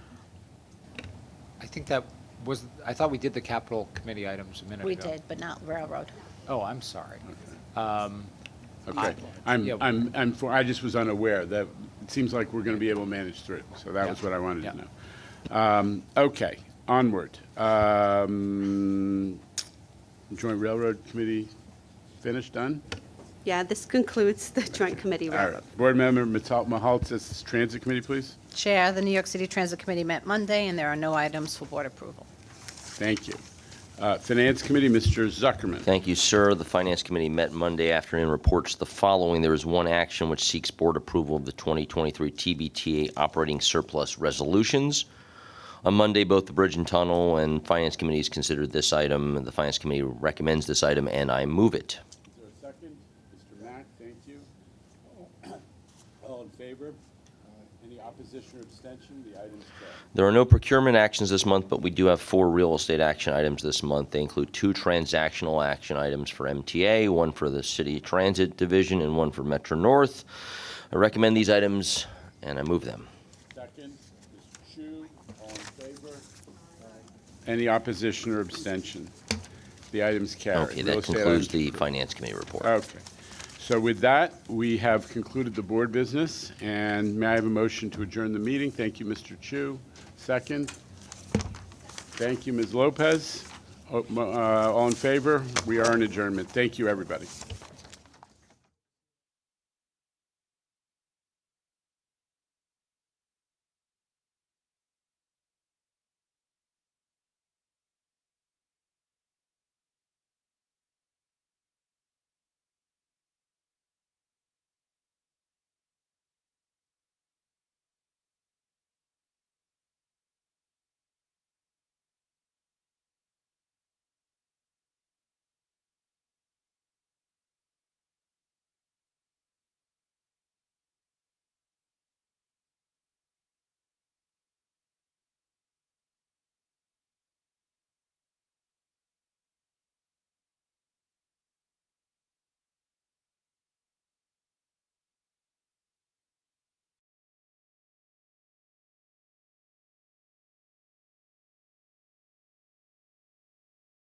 Is a street in Midtown Manhattan. A typical street on a typical afternoon. Buses, trucks, and cars moving at a snail's pace, bumper to bumper. New Yorkers are always in a hurry, but we waste an average of 117 hours a year sitting in traffic. Scale that up to the region, and pretty soon you're talking real money. Experts estimate that gridlock costs $20 billion a year in wasted time and lost productivity. There are other costs to having 700,000 vehicles enter the central business district every day. Air pollution, noise, car crashes, slow ambulances and fire trucks, when saving seconds in emergency response could mean saving lives. It doesn't have to be this way. Congestion pricing is our best bet to finally address gridlock in New York. Fewer cars mean cleaner air, less traffic, safer streets, and better transit throughout the region. It's time for a city that moves faster, breathes easier, works better. Find out more at congestionreliefzone.mta.info.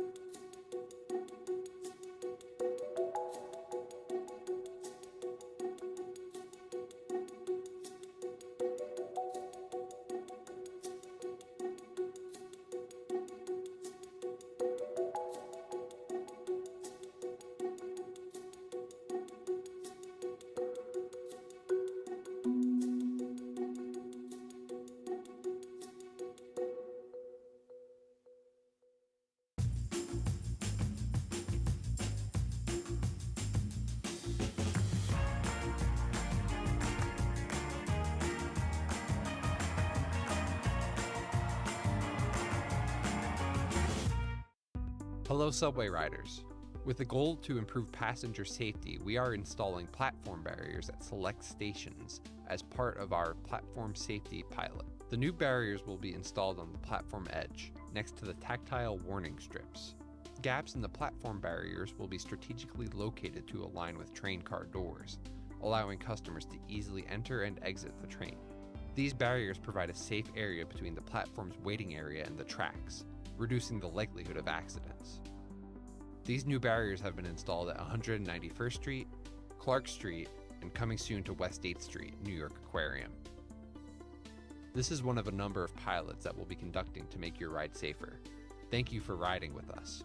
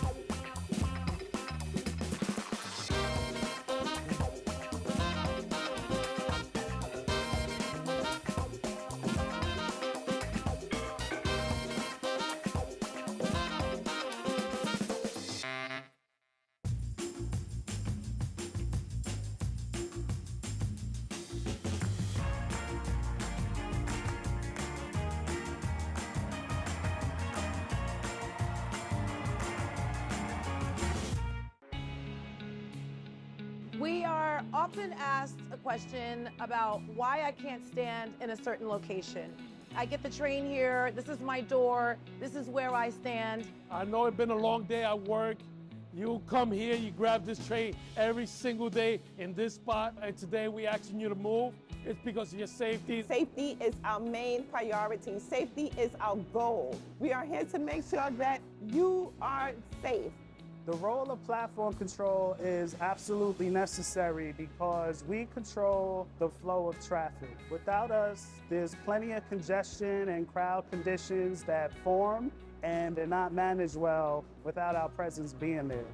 In addition to the piling up of the passengers when we have service disruptions, when we have our blue walls constructed for our construction sites, and people stand near them. What it does is it allows for a much more dangerous conditions for people. We are there to make sure that the passengers move down the platform. We have ongoing capital projects that may include escalators, elevators, new installations. We have stations that go under whole complete renovations. So we are there on the scene to provide the safety for the customers. Sometimes we have to go to special events, whether it's at the Barclays Center for crowd controls. Sometimes we are dispatched if we have a flood condition. Sometimes we may have a stuck train and we have to ensure that all the passengers are safe. So we can be dispatched anywhere throughout the system.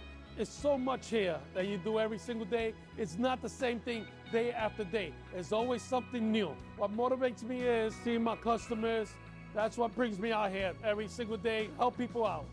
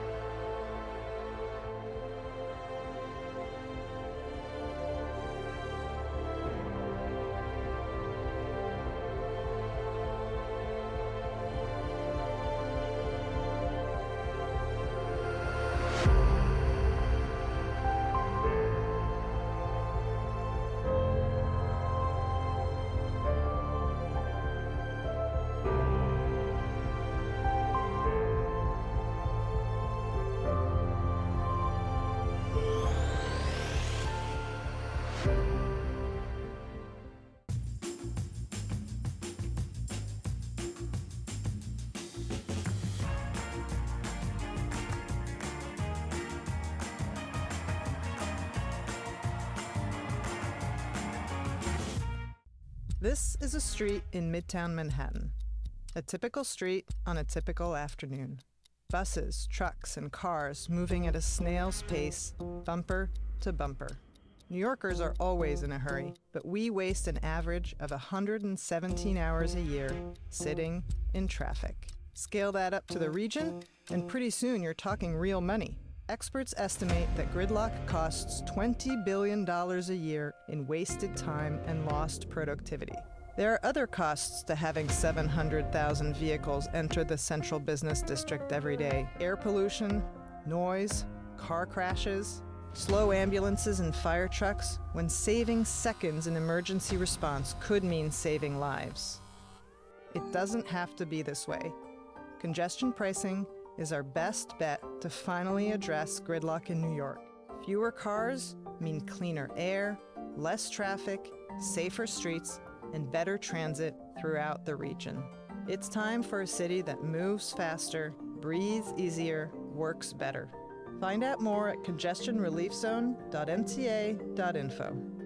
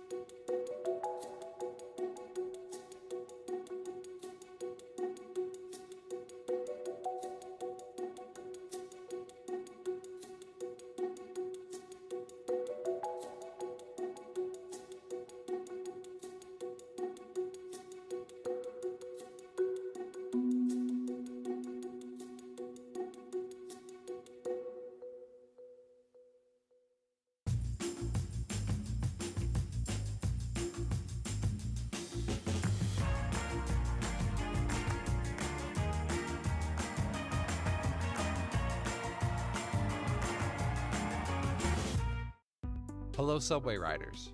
With the goal to improve passenger safety, we are installing platform barriers at select stations as part of our platform safety pilot. The new barriers will be installed on the platform edge, next to the tactile warning strips.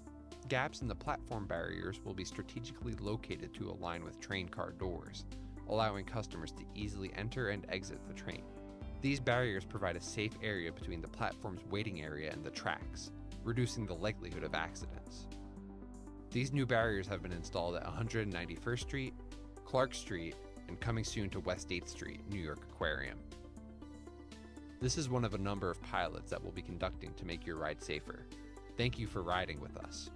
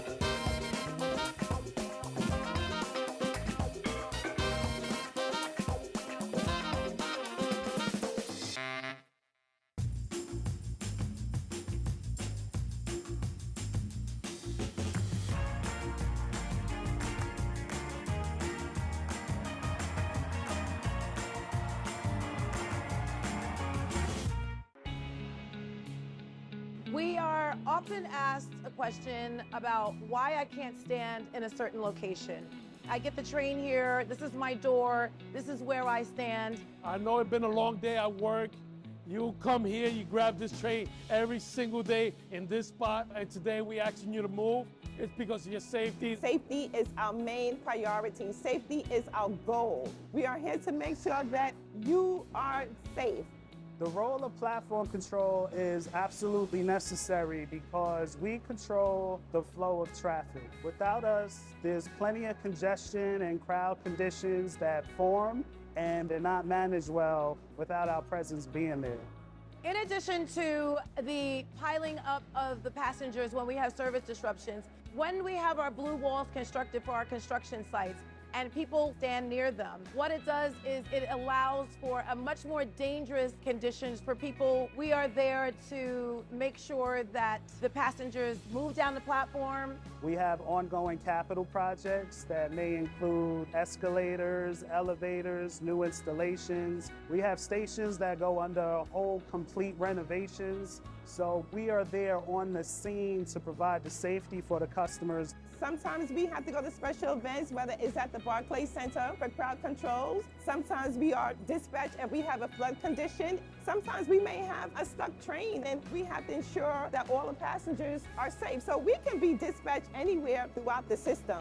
It's so much here that you do every single day. It's not the same thing day after day. There's always something new. What motivates me is seeing my customers. That's what brings me out here every single day, help people out.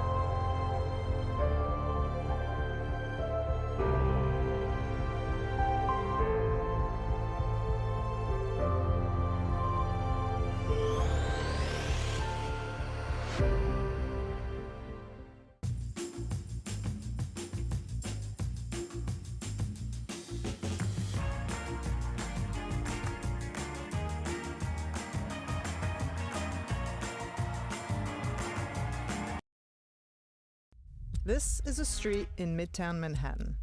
A typical street on a typical afternoon. Buses, trucks, and cars moving at a snail's pace, bumper to bumper. New Yorkers are always in a hurry, but we waste an average of 117 hours a year sitting in traffic. Scale that up to the region, and pretty soon you're talking real money. Experts estimate that gridlock costs $20 billion a year in wasted time and lost productivity.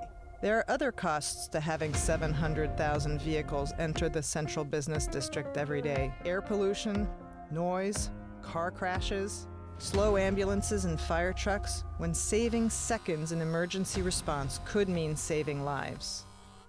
It doesn't have to be this way. Congestion pricing is our best bet to finally address gridlock in New York.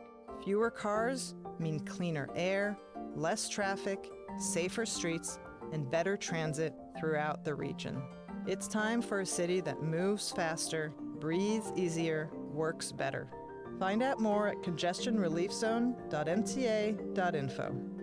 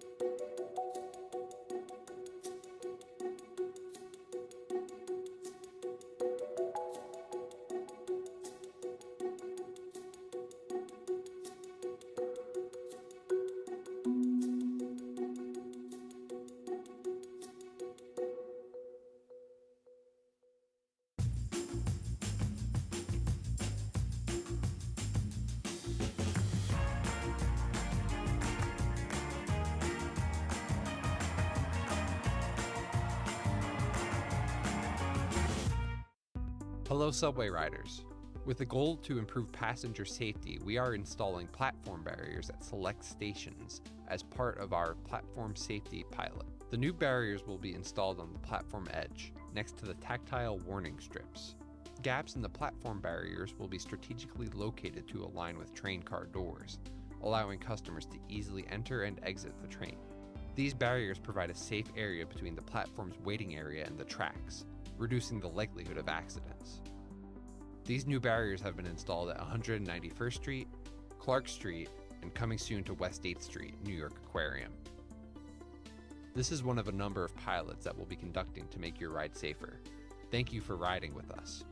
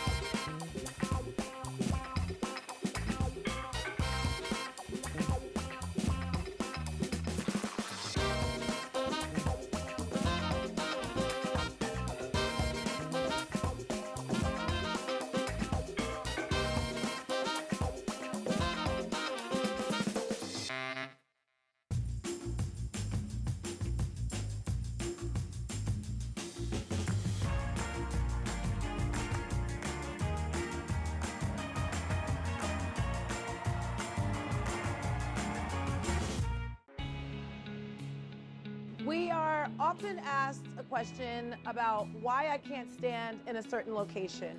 I get the train here, this is my door, this is where I stand. I know it's been a long day at work.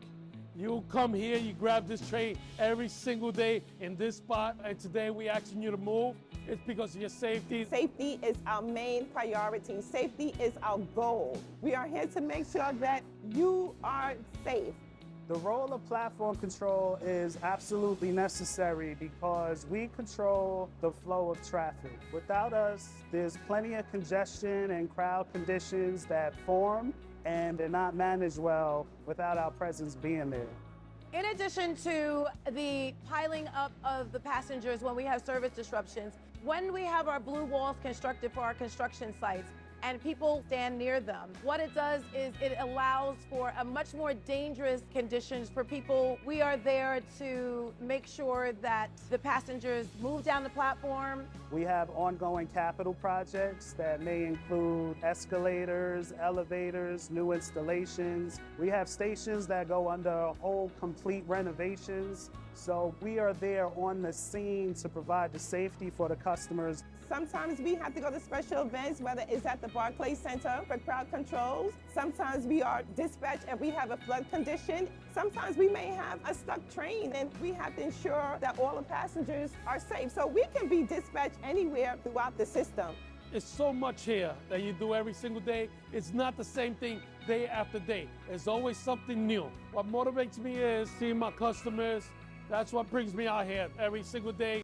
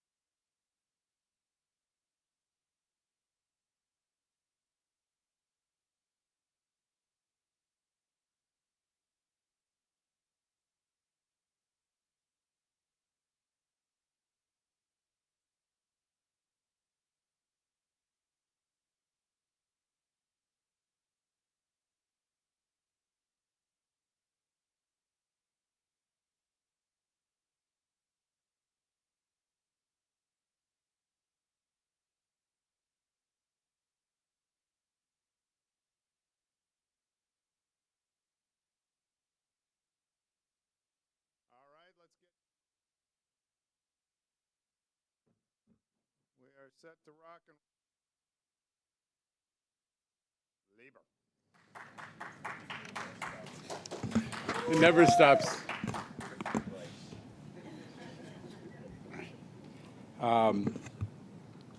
Couple things that I thought were high points of the meeting that are worth emphasizing. One is that we're almost there on having all the congestion pricing infrastructure in place.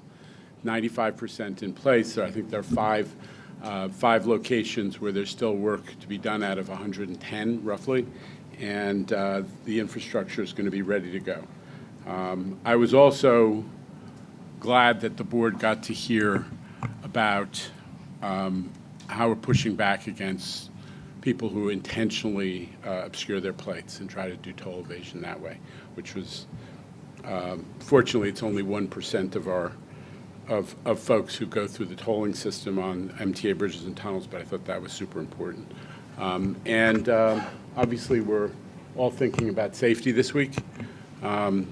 Tremendous presentation on Monday by Chief Kemper. And we're going to keep pushing hard to make sure not only that our riders but also our workforce is protected. And we're calling on the criminal justice system, and there are a lot of different stakeholders. So, not interjecting myself into any particular debate, but there are a lot of the criminal justice system needs to make sure that folks who do repetitive crimes in the subway system, in our mass transit system, don't just end up right back there to do it again and again and again. That is the concern that we're increasingly hearing from our workforce and from our riders. So with that, let's go ahead and get it started. All right, good segue. We'll start with Mr. Safety himself, Andrew Siff from WNBC. Andrew. Jano, how are you? You've been certain and confident about the start of congestion pricing for months and months, but a lot of New Yorkers we talk to say things like, is that really going to happen? I hear about all these lawsuits. I'm wondering what message you think it sends to say we've got 95% of the equipment up, people see it in their neighborhood, they're like, oh, maybe this thing's really going to switch on. What would your message be to New Yorkers about your degree of certainty that it happens in about 3 months? Listen, in fairness to New Yorkers, this was enacted by the legislature in 2019, so it's taken a while. We had 4 years where we had to go through this whole federal process, which was delayed by the Trump administration, but we're really there. We are ready, both in terms of our ability to execute on congestion pricing, but we're also ready because we have a great transit system which is serving more and more people and is giving better and better service and has the funding in order to absorb everybody who might want to come to transit as an alternative to driving into the city. So we're there physically, we're there technologically, and we're there in terms of transit service, and it's exciting. You're not worried at all about the lawsuits causing a delay which could call the whole thing into question? Listen, the lawsuits are lawsuits, which is why they create risk, and we have to take the action we've taken to put a temporary pause on the capital program. But the direction of the legal process is very good. We've got a clear schedule from both the judge in New Jersey and also the judge in New York, who's taken on all the New York lawsuits, that they're going to make rulings before the congestion pricing system is designed to go live in June. So we're on a path with a schedule that makes it highly probable that we're going to be able to implement come June. And next up is Ben Bruckfeld. He's here from AM New York. Ben, good morning. Yeah. Hey, Jano.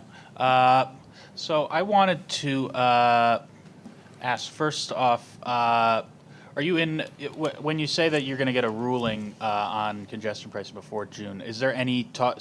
So are you saying that this is going to go to trial and you're not in settlement talks? Okay, with Ben, just a little on the legal process. There's no trial. There are cross motions for summary judgment. Both sides say, hey, this is a lawsuit about whether the federal bureaucratic process was complied with by the MTA.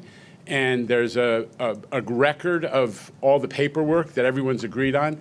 And both sides have said, we're entitled to a ruling in our favor based on the record that is at issue in the lawsuit. So there's no trial, there's no testimony. The papers are fully submitted in New Jersey, and I think will be in New York. And the judges will be able to make ruling just on the papers. Now there is going to be oral argument, but there's no trial process that's anticipated. Okay. And I also wanted to ask about the complaints by some of these private bus operators, like the Hampton Jitney, the Megabus. So I spoke to the head of the Hampton Jitney yesterday, and he said that the TMRB's designation of companies like Hampton Jitney as not being public transit, he said that was bogus. So I wanted to ask you if you why do you think a company, he was basically saying, oh, we bring commuters in and out of New York City, between there and Eastern Long Island. So why wouldn't a company like the Hampton Jitney be a public transit option? Listen, I'm moved by your sympathy for folks who are going to the Hamptons.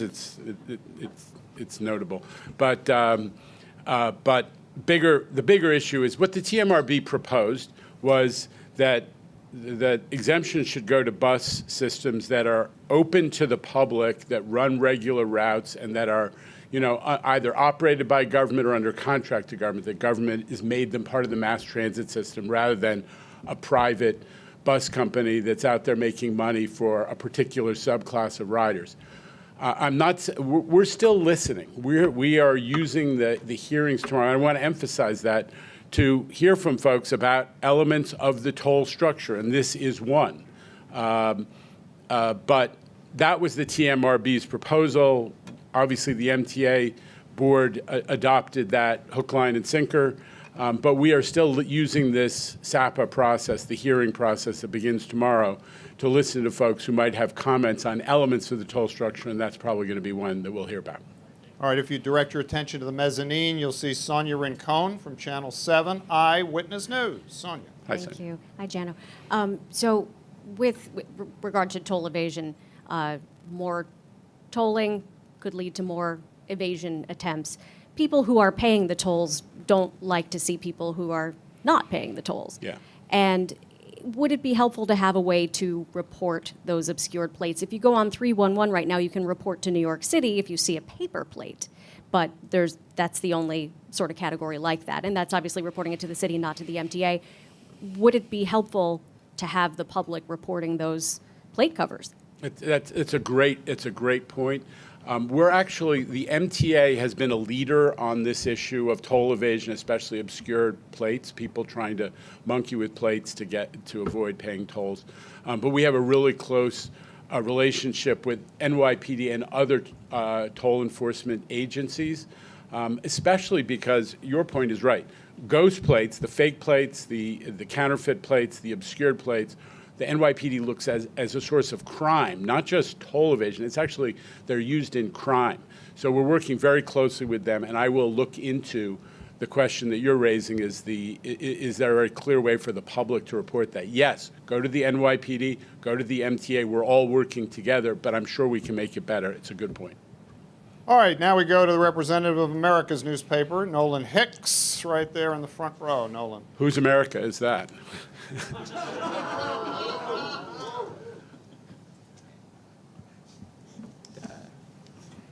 Just not going to dignify that with a response. The question about the Hamptons Jitney. A lot of passion for the Hamptons. No, but in the just front row here. All right. Alfonso, are there other parts of Long Island other than the Hamptons? Are you aware of any? Go ahead, Nolan. Okay, yeah. And it's also out of my price bracket. I know you're a Fire Island guy. I'm aware. All right, fair enough. Just shots all around. It's like riding one of your trains. But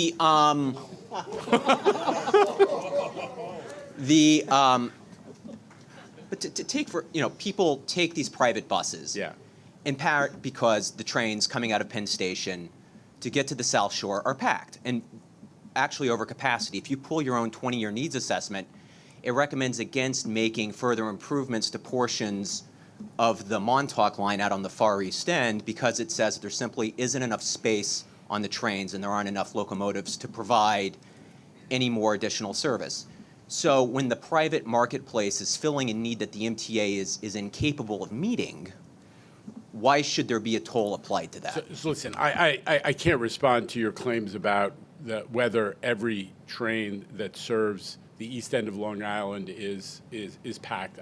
I just don't have that data in front of me. I'm not sure it's true.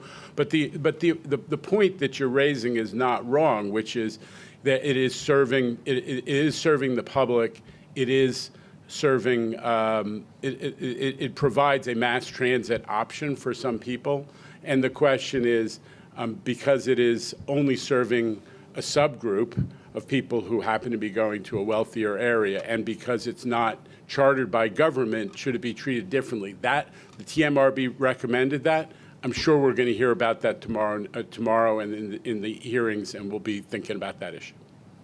And if I could just, I guess, sort of follow up on that point, there have been many promises made to Long Island to expand electrification, whether it's taking the Ronkonkoma line electrification out to Riverhead, or the Port Jefferson out to the end of the line, or the Babylon line out to Patchogue. There have been promises made repeatedly throughout the decades. I don't know if this MTA has not made promises on those issues. The premise of that question is not accurate. What we have said is that we're looking at options for improving and increasing service, to eastern Long Island, and that all of those lines that you mentioned are part of what's being looked at as part of the 20-year needs assessment. But there's certainly, this MTA has made no commitments on that. And the parking lots that are filled with cars, people trying to get out and then have to drive out or opt to drive out because there isn't sufficient service. I mean, that seems like it's rendering a verdict on the service you're providing. We have plenty of room in the parking lots at Ronkonkoma. We could go through the the premises that you're raising. I'm just struggling with. So go ahead and ask me a question that I can answer without a premise that I have to take issue with. A question without a premise would be. Take a shot. So to speak. Anyways, so if you go out, all right, to take the example again, on a diesel train, there's, I don't know, 5 or 6, it's every other hour, I think, basically out to like a Patchogue, right? There's parking lots next to all the ferry lots where people drive and then park and then take the boats to get out to the beaches. Yeah, I know you're familiar with it. It's a summer crowd, but it is a piece of traffic, and it is does make getting around on Long Island very difficult, particularly in the summertime. What is the MTA's responsibility to help ameliorate that? I think we're certainly going to take a look at the South Shore service and the level of the capacity and how many trains we're running. Broadly speaking, we have dramatically increased service to Long Island that was enabled by the Grand Central Madison in combination with third track and double track. And that is a huge benefit. And it also means that people are more and more able to go. They don't only have to go in the dominant direction in and out of the city. They can go off hours. They can go reverse commute. So we think we have dramatically improved it. But I'm happy to look at the level of capacity on the South Shore, because I know it's personally of concern to you as a Fire Island community. All right, we gotta move on, Nolan. Let's direct your attention, sir. I'm sorry, to the East Gallery. You got Elijah Westbrook has been patient here from CBS 2. Elijah. Good afternoon, Jano. So my question, it pertains to the delays, if you will, the potential delays in the subway station projects because of the congestion pricing lawsuits. At this particular point in time, what else can the MTA do to try and get these projects up and running? Is there a plan B at this point? No, there isn't, and that's why we talked about this twice this week at our committee meeting on Monday and today. You heard that we have 20 stations that are supposed to have ADA accessibility, and that means seniors, parents with strollers, just regular New Yorkers who have trouble with stairs are not going to be able to use the system as quickly as they ought to be. And that means that we're not buying zero emissions buses as fast as we want to. It means that we can't buy subway cars as fast as we should be.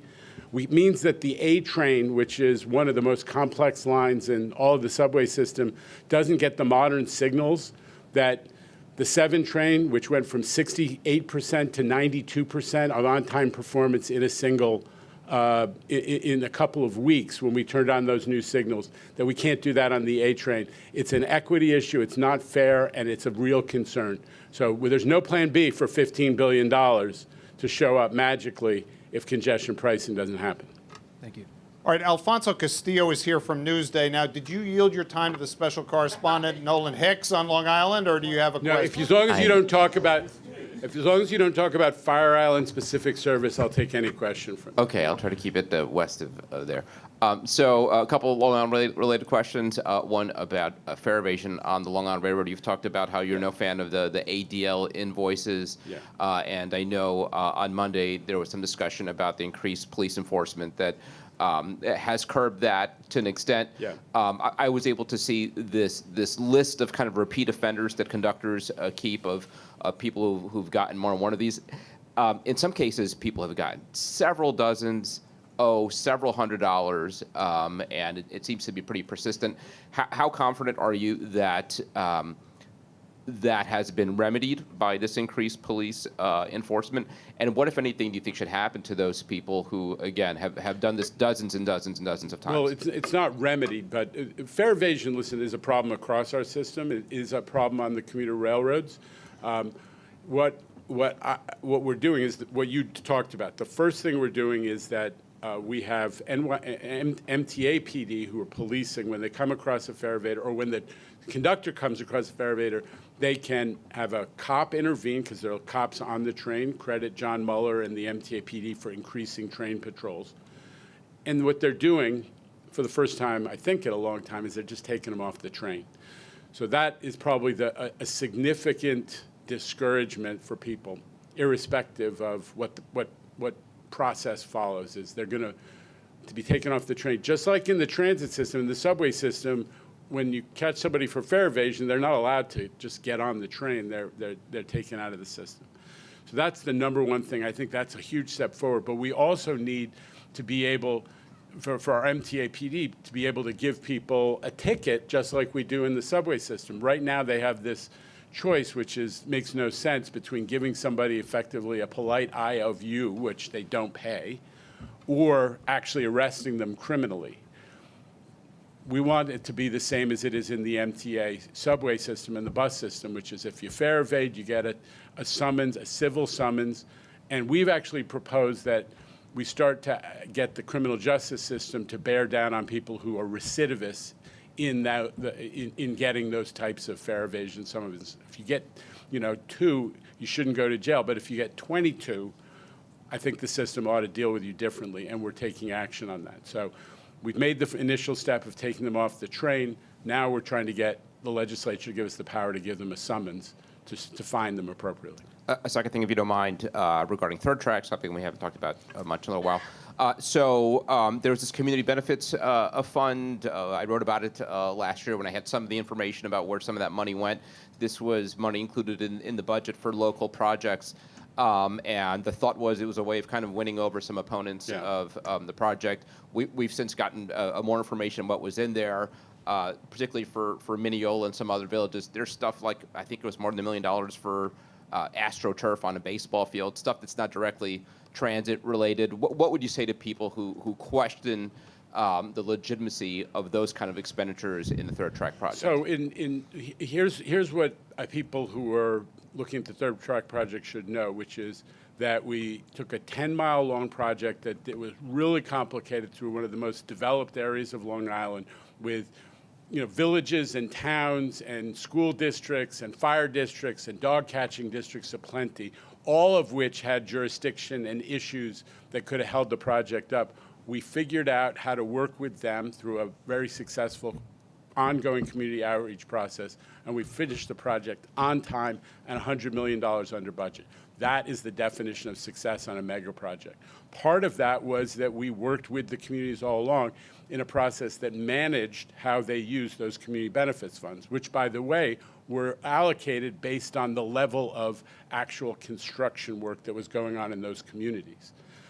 And when we went and used community report cards as a way of figuring out how much the contractors should get bonuses for, whether they were good community partners or not, we were, they got reasonably high marks. They got, I think, solid Bs mostly across the board. So it was a really successful process of working with the communities, managing these community benefits funds, and most important, delivering the project on time and under budget. We're very proud of that. Thank you. All right, next up, he is reeling from the brutal Saturday beatdown by the Celtics, but proudly still sporting the Knicks cap. Dave Cologne from Streets Blog. Dave, thanks for joining us. I'm doing fine, actually. They're still in fourth place, and the Rangers are also very good. Thank you for noting that. That the Rangers are good? Yeah, no, I didn't know you were a hockey guy, Jano. I had a couple for you. I'm also a beach guy. So in terms of this theft of services for toll evasion, it has been a kind of yearly Albany dance. The last guy, I don't know if you remember Andrew Cuomo, he wanted to make toll evasion, theft of services. Legislature would always say no. Kathy Hochul showed up. She's wanted to do it for a couple of years now.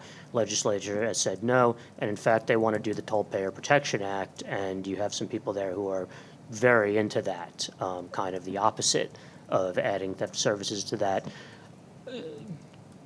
Do you think that just because you're going to be able to say, well, these numbers have doubled and congestion pricing is coming, and these are a lot of legislators who don't care about congestion pricing, are they going to suddenly go, you're right, we're on board with you guys now, and we want to expand the criminal justice system to I actually think they're sort of two separate issues. You're not right to not wrong to raise them.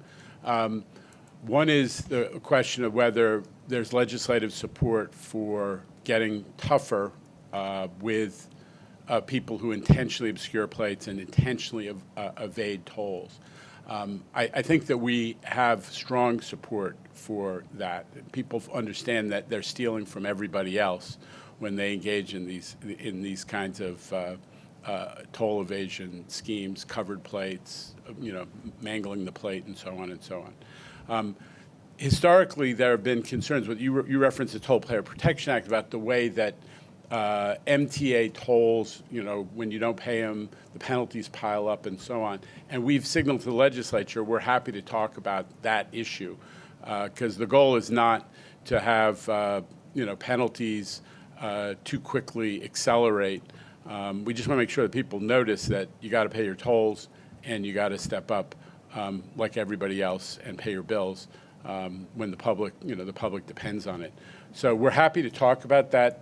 Some of the issues that drove the politics in Albany of the Toll Payer Protection Act, but I'm really optimistic that dealing with these intentional scofflaws is an issue that has real legislative support. And then the other thing is, if we're going to say, congestion pricing is going to start in June, and let's all say, okay, that's the state of things. The mayor has been someone who has said that he doesn't consider his legacy on how many bus lanes and bike lanes he installs in the city, and there has been kind of a rocky rollout from his administration in terms of getting bus priority out there. Are you confident that the city is going to have the streets ready, is going to take care of placard abuse, is going to make sure that buses can move and have priority on the streets when congestion pricing starts, or is this going to be something where we're going to waste this, peace dividend, so to speak? We're working with the city every day on all the full range of issues of how do we have a surface transportation system which is, the one that New Yorkers deserve in terms of speed and reliability and safety. Congestion pricing is going to make for safer streets. It's going to give us an opportunity to move buses more quickly, and we're going to work with the city to make sure we take full advantage of that opportunity. I just want to emphasize, I have a great relationship with City Hall, with Mayor Adams in particular. We work together so much on safety issues. It's been a great plus. We're going to keep working on all of the issues that where the MTA and the city overlap. And over to Samantha Liebman right there from New York One. Sam, good afternoon. Is this on? All right. Good morning. Oh, good afternoon. It's already afternoon. I just wanted you to kind of neatly explain why you cannot arrest toll evaders right now and how important it is to get better enforcement with congestion pricing coming in. And I think you said you lost $50 million last year to toll evasion. So can you just talk about how important that is? So, just to be clear, 90, toll evasion only represents 1% of the folks who toll payers.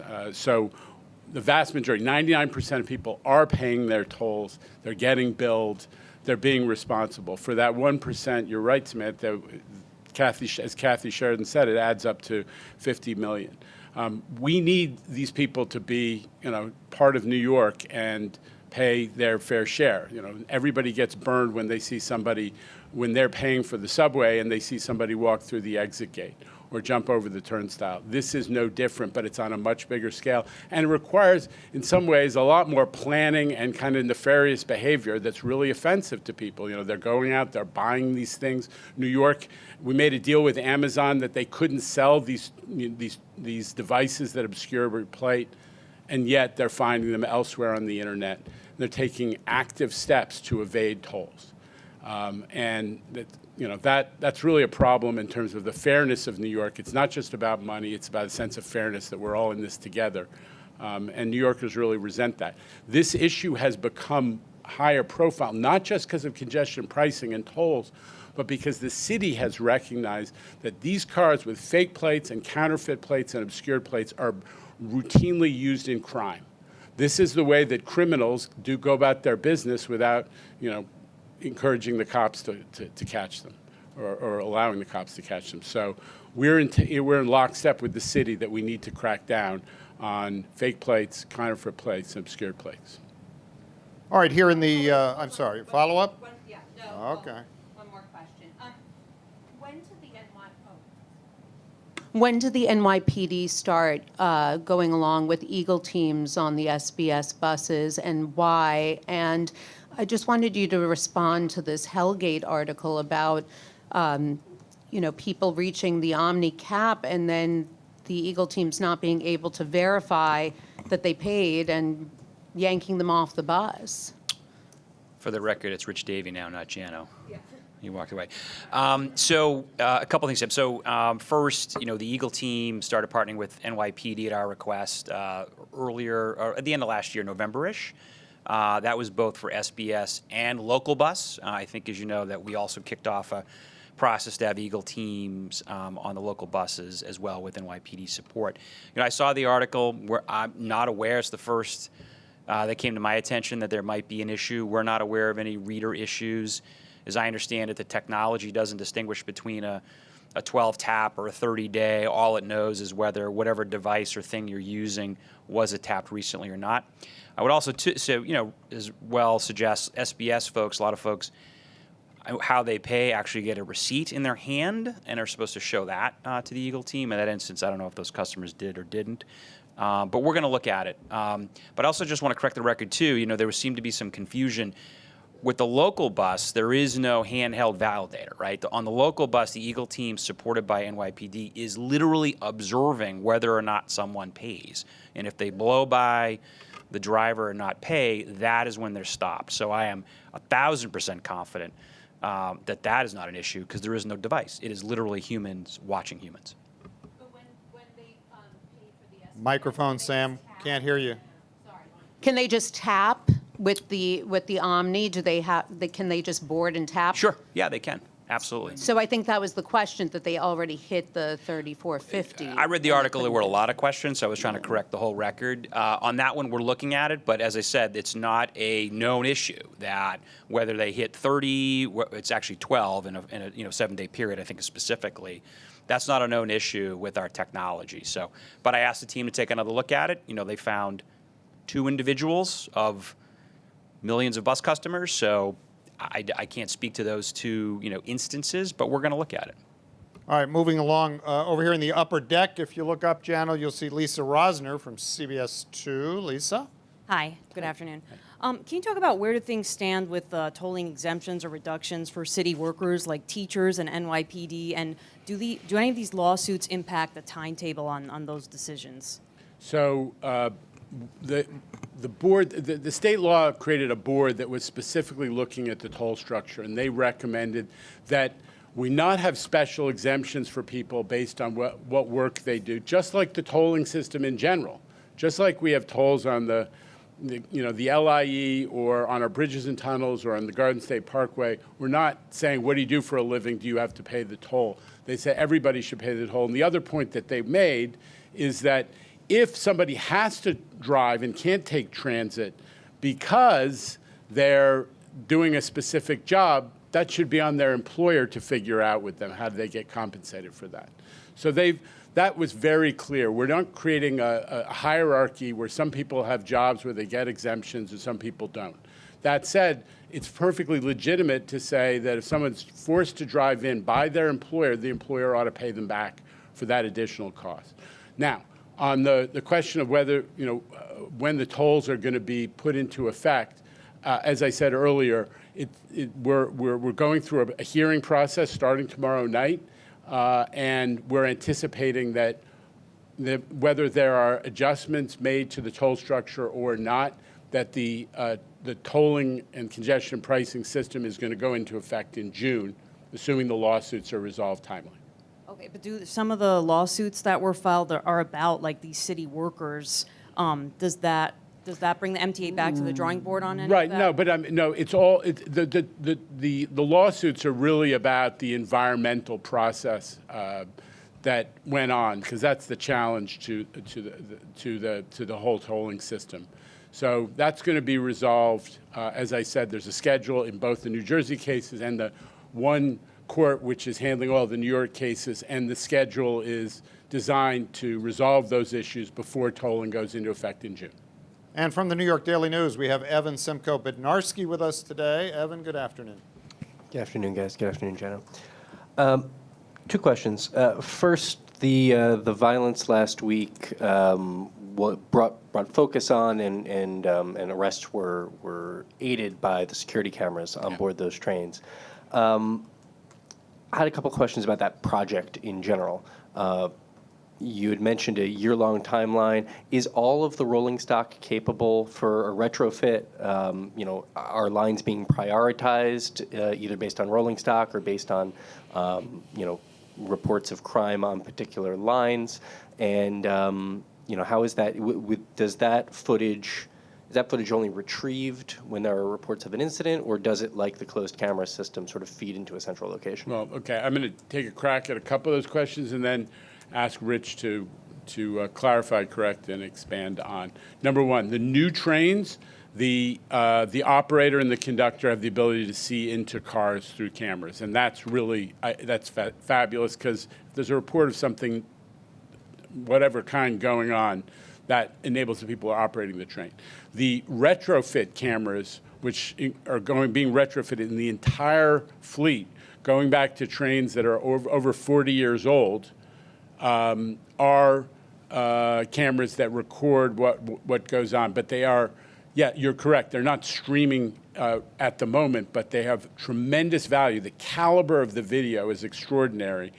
And it is allowing, you saw it last week, within days they had identified, the cops had identified the folks who did that terrible shooting on the D train in the Bronx, and they were able to apprehend them. So incredible value, incredible deterrent value. We see that the bad guys are starting to figure out that there are 15,000 cameras in the system, and now they're going to be discouraged for doing anything on the trains as well. So we think this is really a transformative project, and Rich and Demetrius get credit for figuring out how to retrofit all these much older cars in particular, and to do it so quickly. Rich? I deserve no credit because I don't know how they're doing it. But and we're not prioritizing based on crime or by line. We're prioritizing based on when cars come in for their regular maintenance, right? So obviously we got to make sure we're running service fundamentally. So, but that's how the car equipment team is prioritizing that. And as said, our initial commitment was to finish it by sometime early next year. Jano and Governor Hochul's challenged us to do it by the end of the year, and that's what we're focused on, is getting every car in the system retrofitted by December 31st. I just want to say this is particularly important because so many of the type of crime that drives the numbers consistently, it's about half the crimes in the system are property crimes, the nonviolent grand larcenies. which are predominantly pickpockets and people who are just grabbing bags and rushing off the trains and those types of property crimes, those take place on the train. So the more we have video of those people, the more we can, and a lot of them are organized groups, the more we can hopefully get the cops to identify them, arrest them, and then we hope that the criminal justice system will not send them right back to the system, because some of that has been taking place. I've got one more quick question. I notice on that map over there, the East New York Bus Depot is circled for a renovation. I am wondering if the I'm wondering. I know I won't be able to answer the question, so go ahead. I'm wondering if the plan to overhaul the fire sprinkler system over there is part of that, or if that money is already allocated. Okay. Fire sprinklers. Mr. Davey. Mr. Fern. So, obviously we've been working very hard on this. I think you've reported on it a few times. But the first goal is we still have the fire watch in place. Not efficient, but it is part of the fire life safety that's there. We've been working very hard to shore up that system as an initial matter, stabilize it. I think we're very, very close. We've had some challenges. It's an old system. And then working with Jamie and C&D, coming up with the full plan to entirely retrofit the depot at some point in the future. But right now, let's stabilize the system like ASAP. It's taken more time, I think, we would all like, but we're pretty close. And then when we retrofit the depot particularly for e-charging, I mean, that's really what the investment's all about. We'll look at these kinds of fire life safety issues as well to implement, but that's the goal. Thank you. A whole-scale replacement of that system is on hold until congestion pricing money can come online. It is, but it's not necessary, right, to stay, right? So the system itself, we've been working hard to get it in working order. We will be able to do that, right? We've been chasing leaks in the system and continue to plug them. As I said, we're pretty close. But yeah, the goal is to not only retrofit the depot for electric charging, but also to make those kinds of improvements, as you said. And yes, those permanent improvements are on hold until congestion pricing is resolved. Thank you. All right, and now from the West Gallery, we have Michelle Kasky of Bloomberg News. Michelle. Hey, Jano. So you talked about how you anticipate that the legal decisions will come in time in order to start congestion pricing, but there's still, even if you get the rulings that you want, there's still the risk of, there's potential for appeals to these rulings. So since you're saying there isn't a plan B, why isn't there a plan B? Because this is very real that this money is at risk. And what are you hearing from up in Albany, the governor and the legislature, in terms of are they aware that they may need to be called upon to come up with Plan B? Okay. So the reason there isn't a Plan B is because this is what the legislature said is the funding for our capital program, and there's no universe where the legislature has $15 billion to come up with, on a dime or just on the double to replace this. So that ain't happening. That's why it is as serious as we have tried to convey, because we're shutting the capital program down in effect. That's why we're trying to make sure everyone understands the consequence. So what was the other question? So what are you hearing, when you're talking with the governor, the governor's people, the legislature, are they aware of just how serious this could be? Yes. And in answer to your question, if we get favorable reviews, outcomes at the district court level, both New York and New Jersey, we don't anticipate holding off with congestion pricing until every appeal is exhausted, because again, that would, I think, give us very strong confidence that the system is ready to go.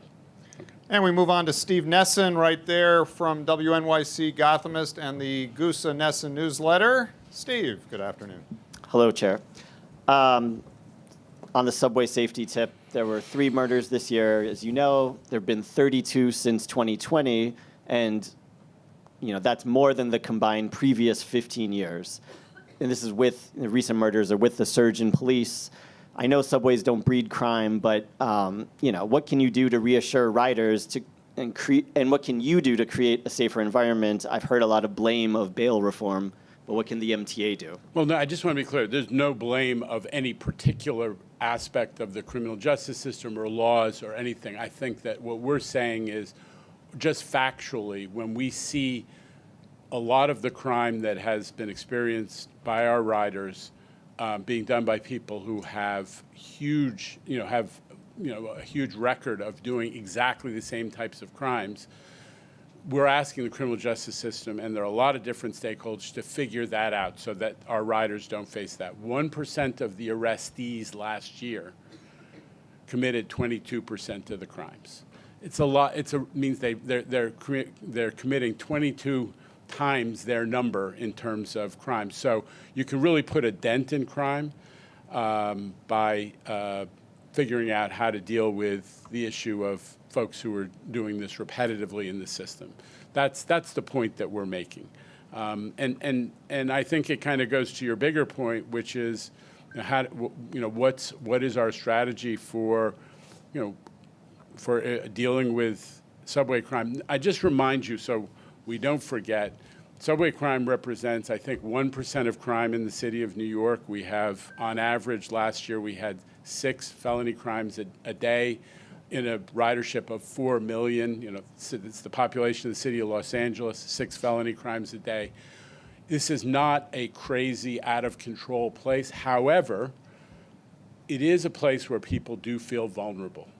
And it's a public space that needs to feel safe as well as being safe. And that's why we put such emphasis on working with the NYPD to make sure that everything about the system makes people feel safe. So I'm not going to argue about the statistics.